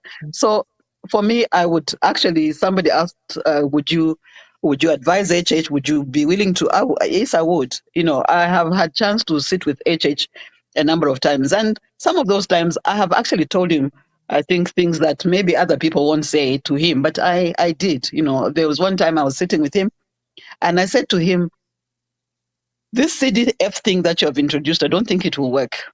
I think you need to go back to the drawing board, because the vehicle that you're using to deliver this is the wrong one. And when you use a wrong vehicle, you will not arrive at your destination. I understand the motive, I understand the vision behind this, but it's not going to happen unless you go back to the drawing board and some things are addressed." I have a very friendly relationship with HH. So for me, I can tell him what I want to tell him. And even this, if I'd met him at some function, I'd have probably raised it with him. Why did you say 92? Why did you? Yeah, because we have a very cordial relationship, KK and myself, KK, HH. So I can say what maybe other people fear to say. I don't know. I've told him before that, Wonderful, wonderful. Mulenga, to the other set of questions, let me just take 3, 4, 5 callers. They are so persistent. Okay. Can I just answer the ones? Yeah, Emmanuel, you come and answer all let this. Let me just answer. take a quick call. Some are very short answers. Yes, some I know. Are very short I answers. know you answer. Yes. Just wait. I have 2 urgent callers, one from UK, one from Zambia. Let's start with the Zambian caller. Hello, caller. Please tell us your name and where you're calling us from. Hello, good evening. Good evening. And thank you for making so many calls. I feel so guilty. I see you called something like 20 times. I'm so grateful. Please talk. Yes. Mama Mulenga, one thing I must appreciate you. First of all, something that I must commend you. That born 1968, you still look as if you are sweet 16. You are born 1990 something. She should tell us the secret. She should share the water she drinks. She might share a secret that she still looks so beautiful despite that age. Now, one thing I wanted to say to you is that your father was a very strong man. He's a man who was very principled, and he never accepted anything that was up. I remember we used to call him the double prayer. Because of the Kapwepwe, double prayer. Oh, double prayer. I see. Yeah. He was very, very strong in some of those things that some people are even scared to say, making him a president will definitely go into war. But that was just an propaganda. The fact is that the man did not accept anything that was not right. Now, my saying that his blood was so strong, I don't understand why one of you, especially you, with such a good CV, cannot go into politics, and help. We had very few women that could stand up and talk like Nawakwi, Senga, and they are no longer there now. But we need people like you. If we have to achieve anything, you have got so much rich history, and your father's background was so good that I'm sure his blood is in one of you. I remember one of your sisters one time was a minister, but it was just a small little thing from Chiloba. You are mature enough to stand up for Zambia. Please, can you do that for Zambia and help and then actually take the mentor from your father? Thank you, sir. Thank you. Let me just take the quick calls. Thank you very much. We've got a caller here. Caller, please tell us your name and where you are calling us from. Thank you so much, Ambassador Mwamba, for bringing my sister Mulenga Chilufya. This is Mulenga Chilufya. This is a very powerful program and presentation. My name is Chilufya Patrick. I'm based in the UK. And the reason why I called, there are a few things. First of all, I want to agree with you with the issue of the burial of Lungu. Mwamba and many other callers who are listening have talked about this. And I agree 100% with you. HH should have allowed the family to bury. And to me, this shows that, to HH, he thinks leadership is about control or power or authority. Leadership is not about control or power. It's about using that power vested in you by the people to empower other people. And also, leadership also comes with virtues, empathy, compassion, kindness. So when a leader is making decisions, he needs to consider those virtues, wisdom. And I think President West has missed it. And then I also agree with you. We haven't done the debt restructuring up to 92%. And I think the president 100% hasn't been truthful. I think it's a political game. But then this is a problem. Because in a democratic nation like Zambia, the hallmark of democracy is transparency and accountability. And where there is no accountability and transparency, there are problems. And that's when I'm now trying to come to the main issue. You talked about the history of Zambia, and history is very, very important. That we shouldn't be there, but history is very important because it's a point of reference. And you've mentioned very important thing. You and me, though I was young, I lived under Kaunda. It was brutal under the one-party state. There was no democracy. And Mulenga, for your own information, my family comes from Mundu village in Chinsali. And my grandfather was very close to your father and the Kaunda family. And my grandfather was one of the lieutenants in the Lenshina uprising. Kaunda knew him, and because some of our relatives were married into the Kaunda family in Chinsali. And when that uprising happened, my grandfather ran away into Congo. So he lived in exile in Congo for so many years. He only came back in 1980 or 81, and he was exiled. Because my father comes from, just like your father, my father comes from the royalty. They are royalty, And we have our own village. Mundu village was our village. Kaunda grabbed it from us. All our relatives were buried at Mundu village. But when my grandfather died, because he was an enemy of Kaunda. He was told to go and live in Luingu. He was told not to get closer to Chinsali because he was one of the lieutenants of Lenshina. And Kaunda was so brutal. And then for your own information, when your dad died, I met your dad with my dad. I was about 7, 8 years when he was going to Kalulushi, and spoke to my father because my father was a support. Since he was against Kaunda, because of what he did to his father, they lost a lot of wealth. He was support of Kapwepwe, and he's one of the people he met in Kitwe. And I met your father with my dad for the first time. And when he died, my father couldn't go there because he was scared, But one of the things my family did, because of intimidation from the Kaunda family, victimization, my father changed his son name. All my father's brothers and sisters, they changed their son name. Chilufya is my dad's middle name. My son name should be Mundu Musunka. If your mother was alive, he would tell you about my family. Even the Kaunda knew my father very well.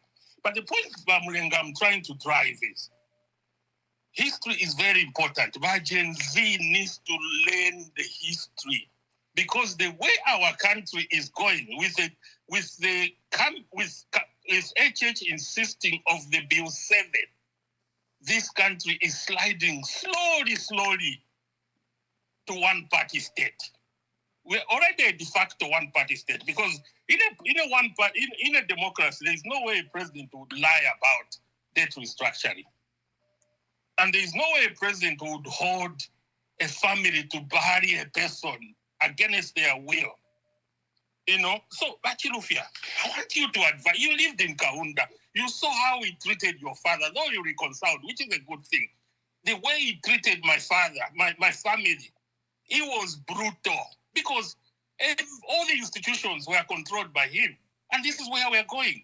Parliament, the executive is under the president. Parliament is controlled. The judiciary is controlled. And he says he controls the army also. So should Bill 7 goes through, this is what is your advice to the Gen Z? They need to understand history. It's a point of reference. Imagine how brutal, because already people are saying HH is going to rule up to 2041. 2041. This one is so on TV live said it. What can you say about the Gen Z? Because we need to protect our democracy. Imagine going back to that stage where Simon Kapwepwe cannot even travel to the Copper Belt without being chased. The institution, the police going to his house and take the whole house. My grandfather changing his name to another. My father changing his name to another name just to be scared of Kaun, because they are scared of Kaun. Thank you, Bachilufia. Thank you very much. We will need to have kept almost 2.5 hours. Please, just allow the callers that I have lined up. Thank you very much, Bachilufia. And like many of you are saying, maybe she should come back. Hello, caller. Please tell us your name and where you are calling us from. Hello, good evening. Good evening. Ambassador Mwamba, and good evening, Mama Mulenga Kapwepwe. Yeah, it's a pleasure to have you today. Well, I only want to add up on what the previous caller from Kaputa, who emphasized so much on republishing some of the books that were written by our forefathers, who actually fought for our independence. Yeah, I'm pretty sure everyone knows that history plays a big role in our education, and there is no doubt about that. Yes, I was born in the 60s, and my parents would narrate real situation stories to us every now and then, and that was actually a part of preparing us for the future, where one would maybe probably learn from both the past and also the present. Yeah. So So, to conclude, I would maybe say that it would be better if maybe there are those who are in line with this, like Mama Kapwepwe and the others, to maybe set up some libraries countrywide where our children can read from these historical books. Thank you very much. Thank you. Because Thank you. it would Thank you. actually Thank you, Mama. Thank you. Hello, caller. Please tell us your name and where you're calling us from. Yeah, good evening, Ambassador.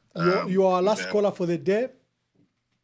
Okay. Last but not least, thank you so much for this opportunity and for Madame Kapwepwe. It's been a lesson, very emotional. Just before I actually started watching the show, I watched a video on YouTube, Madame Kapwepwe, and it was very emotional. And I think you've done very well, Mwamba, to bring her on this show. And one of the reasons, the reason why, for me, I've been preaching for quite some time that Zambia deserves a second independence, the one we call 2.0, because everything is broken. And it's very heartening to see someone telling a story of how much the father had a better vision for our country and what they went through, through those negotiations. There's so much even our political parties can learn from, like what is Tonsi Alliance, that you can disagree with people and walk away. Like what she was telling us about certain things. When you disagree with things, when you disagree with people in terms of the direction, you can walk away. And I think, for me, I think she's got you've got a big role to play. I can tell you this. With the next government, when we take this government out of power, you've got a big role to play to guide us, especially with our history and what Zambia always wanted to be. Because the vision of your father, and even when Kaunda, in as much as there were issues that were made there, but there's a dream that we always wanted as Zambia. What's our destiny? Thank you, Robert. Thank you very much. Let me allow Mulenga to answer all the cause, and we begin to make closing remarks. Mulenga, over to you. Thank you very much. You can hear me? Yes, we can. You are on. Okay. So I was trying to go through the questions that I had kind of noted down. Okay, so the next question after the impasse, and just to go back a little bit on the impasse, I think when you're the president of a country, you have so much power. And one of the powers, I think one of the callers mentioned it, one of the powers is to exercise that compassion and kindness, yes, because as a president, the president is the chief comforter when something tragic happens in the country, because as a president, you have the power to stop the tears of the nation, of the weeping people in the nation. You have been given the power to stop the tears of the people, and it is within your power to do so. So I think that is what leadership is to create that condition where you can actually stop the tears of the nation. That was a former president, and people, obviously many people knew him, loved him, hated him, whatever. But you have the power to stop the tears of the nation and to direct that nation in how they will mourn that person. Saying that we want to bury him in honor and dignity, those things happen in a vacuum. You cannot be allowing people to insult that man who has passed away, who can no longer defend himself and his family, and then insist you want to bury him in dignity. Dignity doesn't happen in a vacuum. Everything must be dignified if you're going to bury that man in dignity. So for me, I think it is a simple matter. It's a matter of just saying, let's respect the wishes of the family. What do they want to do? And I can assure HH he will gain a lot of mileage just from being that kind and compassionate leader, that he will not lose anything at all if he actually gives in to the family. Nothing at all. He will gain much more than he thinks. In terms of the books, just to say that yes, the books have been republished and they are available. Utunyonga Ndimi, Shalapo Chani Chandala, Africa Twasevana, Chupuno Byantanshi. All those ones have been republished again. Ubuntu Jambo Jambo, they are on the bookshelves. Or I don't know whether you can put a number on the screen that people can contact. I don't know, but you can contact a guy called Mike on 0977 923133, and you'll be able to actually access those books wherever you are. So the books have been republished and they are actually available. In terms of somebody mentioned something about the fact that the local languages have been removed from the curriculum. And I concur with that caller, because it's very sad that we should actually disadvantage ourselves, because the reason why she was saying in the Western countries they're now actually adding languages into their curriculum is because science has discovered that a bilingual child, a child who is speaking more than one language, who's learning more than one language, actually has an advantage over a monolingual child, because the brain becomes wired differently when you have another language. The way the brain stores language and the way it processes actually helps the child to become, to become a better, more adept at problem solving and so forth. When we remove our own languages from the curriculum, we're actually saying we want to disadvantage ourselves. We not look at no language will become more popular. I think that's besides the point. In my family, my father said, we were the first minister's children. So when independence was gained, all the schools that had been white schools that were just for white children were now open to the local children, to the black children. And my father said, you are not going to go to these schools because they teach in English. You are going to go to a school where they teach in a local language, because I want you to learn a local language as well as English. But you must be able to write to me in a local language before I'll allow you to go to the Muzungu school and start learning in English. So the first time I was actually taught in English was in grade 5, because by grade 4, I could write in Chinyanja, and my father didn't mind that we were learning in Chinyanja. For him, the important thing was it must be a local language. So after grade 4, we wrote to our father, Atate, Manje, Taziba, Kamba Chinyanja, or Tulemba Chinyanja. And that's when he allowed us to go to the convent school, grade 5. So grade 5 was the first time I was actually being instructed in English. But because of that, when you have your own native tongue, especially when you have it first, it is actually advantageous, because by term 3, we were actually in the top 5 of the class, although we'd never actually been instructed in English. But it was easy for us to pick up concepts and so forth, because we were able to think in 2 languages. So the country's policy must be bilingual, that we must develop a bilingual nation, because we will actually be putting an advantage on our own populations in terms of their own capacity to think, to learn problems, just by adding languages to the curriculum. So that's one thing. Somebody talked about my sister Chilufa Kapwepwe, and that she was part of the MMD, so maybe the healing wasn't what I've described it. Let me say that, yes, she was part of the MMD. And yes, my sister is a militant. And I think we all react in the same way when we see the political landscape becoming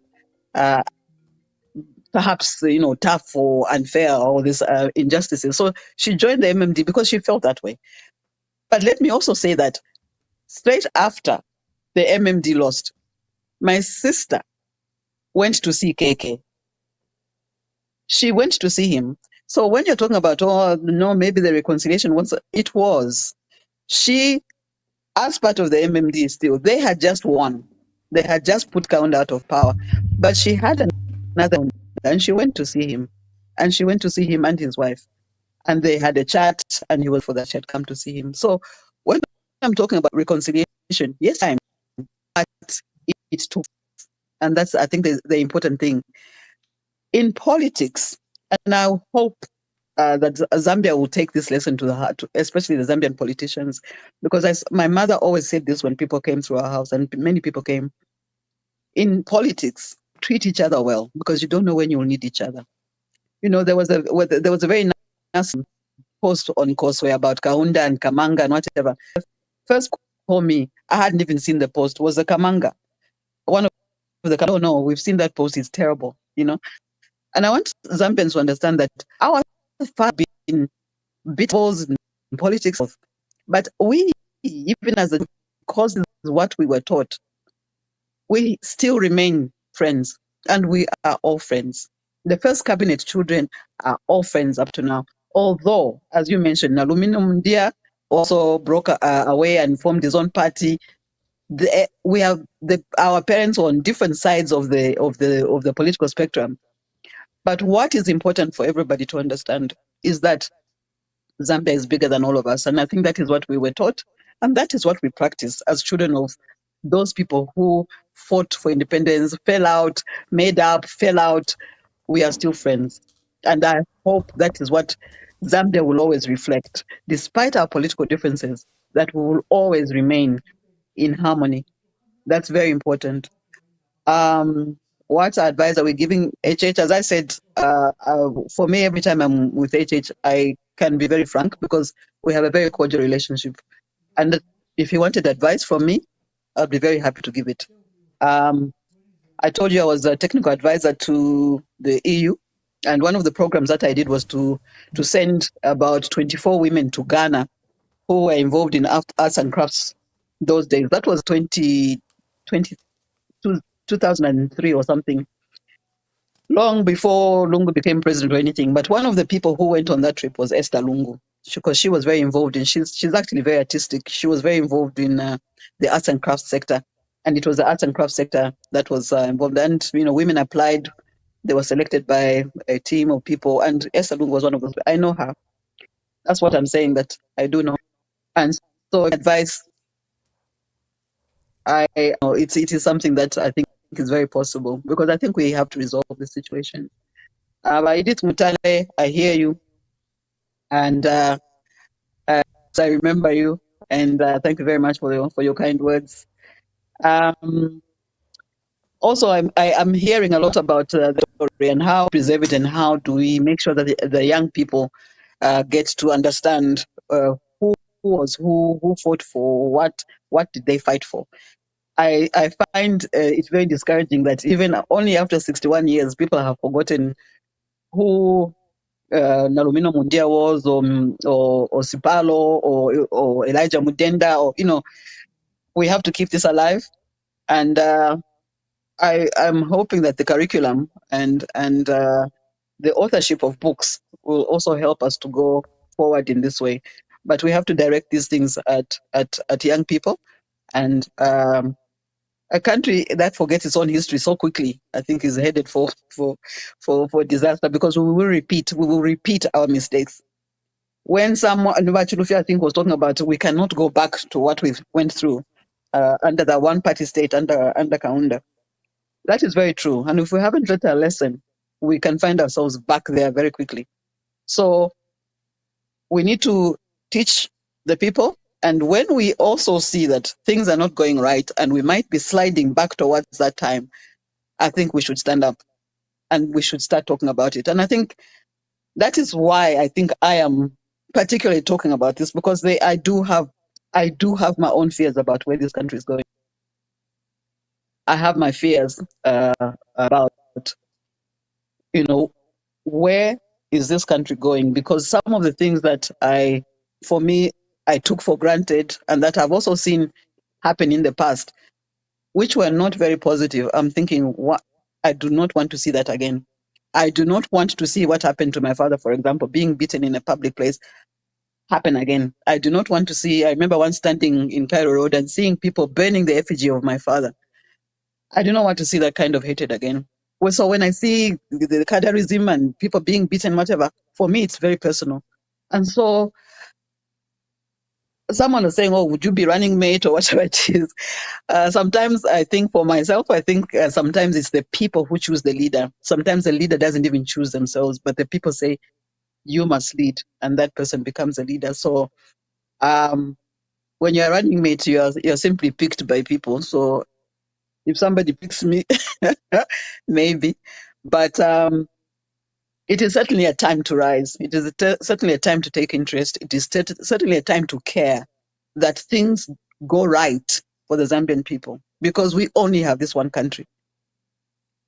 A friend of mine was stationed in Afghanistan, and for the first time when she went there, she came back and she said, Mulenga, I did not know that a country can be so damaged that ichalo chilo naika. And she said, when I talk to people in Afghanistan, they don't even know how to recover, how to get back to what they were. It is very easy for a country to be destroyed. It is very hard to build it. And so we must guard against even the slightest step towards that destruction. And I think it is our duty, all of us, to step up and say, if something is going wrong or if something not going right. When I start talking about a mendocracy, I'm not talking because a mendocracy is something that comes from that's one incident. It's because there's a pattern that I'm observing that some things are not right. Why are we being lied to? Why are lies being told to us? That's worrying. I think a caller said it then nullifies the whole concept of transparency, accountability, and so forth if you are not being told the truth. So I think that's, I think I've addressed all the questions, the first questions, at least. I think the last questions were mainly to kind of highlight and point out some things. So I think that is what I have to say.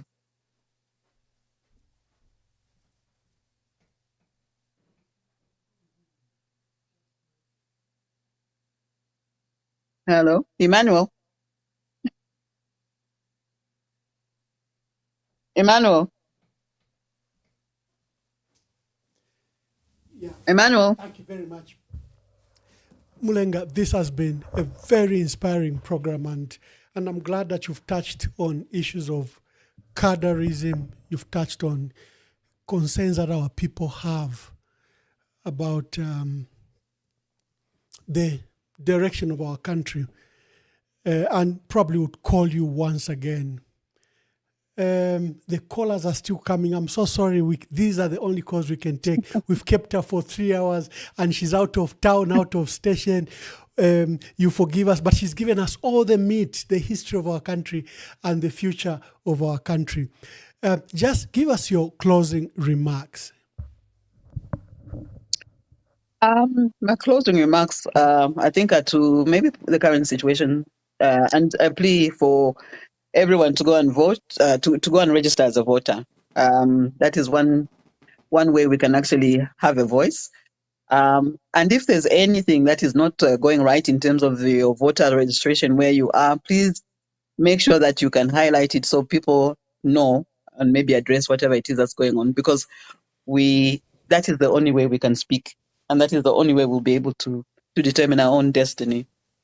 So I'm just encouraging everybody, go and register to vote, because that is the power that we have ultimately.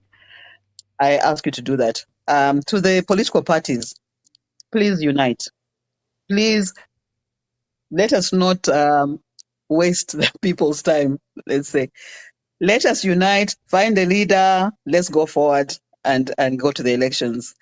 The selflessness that I was talking about of Julia Chikamoneka, and even the selflessness, I think, of the people who created the MMD, I think should be what is guiding us today.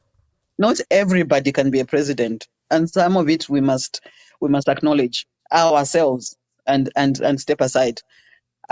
So selflessness, who can serve best, who is in a position to really do the work. Let's consider those things as political actors and say, okay, I think let's sacrifice this one time and let one person lead, and let's go into this election strong and united.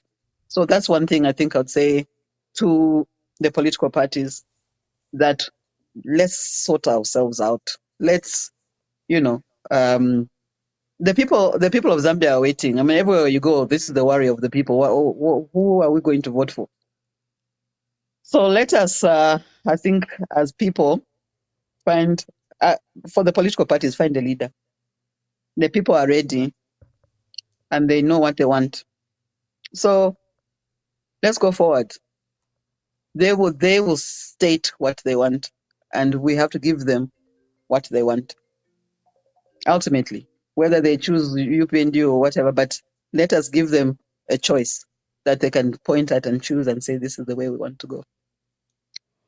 I think those are my closing remarks, and Thank I you hope very there'll be no much. press conference. There will be no press conference after this one. There'll be another big one for you. There'll be another big one for you. There'll be another press conference. Mulenga, I would Yes. like to sincerely thank you for gracing, the program. I don't know where my camera's gone. Thank you so much for spending so much time. I'm glad that you, even when you were out of town, you said this broadcast must happen. And thank you very much. To our dear viewers, our callers, everyone who participated, thank you for as you can hear the calls in the background, the people still want to talk They're to you. still ringing. I guess you owe me Emmanuel, a second. just one last thing, Emmanuel. Emmanuel, one last answer. Somebody asked, how do you manage to stay so young? I think the secret is I'm a vegetarian, and I've been a vegetarian for over 20 years now. So maybe that helps. Oh, you're I a don't know. vegetarian? Yes, I don't drink alcohol. I'm a vegetarian, and I take my exercising very seriously. So Oh, maybe thank that you very helps. much. I don't know. That's a good insight. People can learn. Even Dr. Kaunda would say being a vegetarian helped him live longer. Yeah, Absolutely. yeah. Absolutely. Yeah. No, enjoy your tour of duty, and when you're at best, let's discuss. You might owe us a second broadcast. Anytime, Emmanuel. God bless Anytime. you. Thank you very much for having me. Thank Let you. me play your Bye-bye. father's videos. Thank you.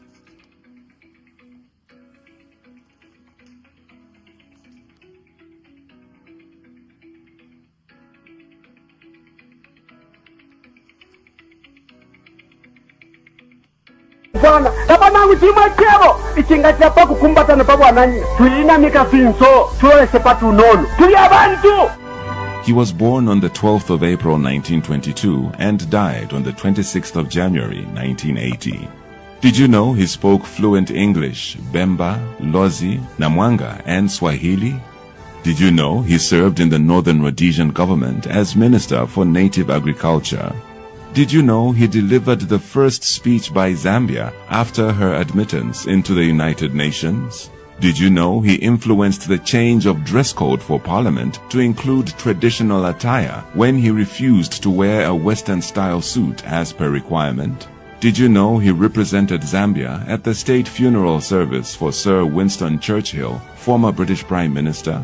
Did you know as Vice President he also held the additional portfolio of Minister of Finance? Did you know that while in opposition, he won a parliamentary seat in Mufulira without campaigning, as he was barred from doing so? Did you know that he authored 6 books, played the guitar, was an avid tennis player, and studied in India? This April 2022, Simon Mwanza Kapwepwe would have turned 100 years old. The Kapwepwe family wishes to announce the centenary birthday celebration of the late Mr. Simon.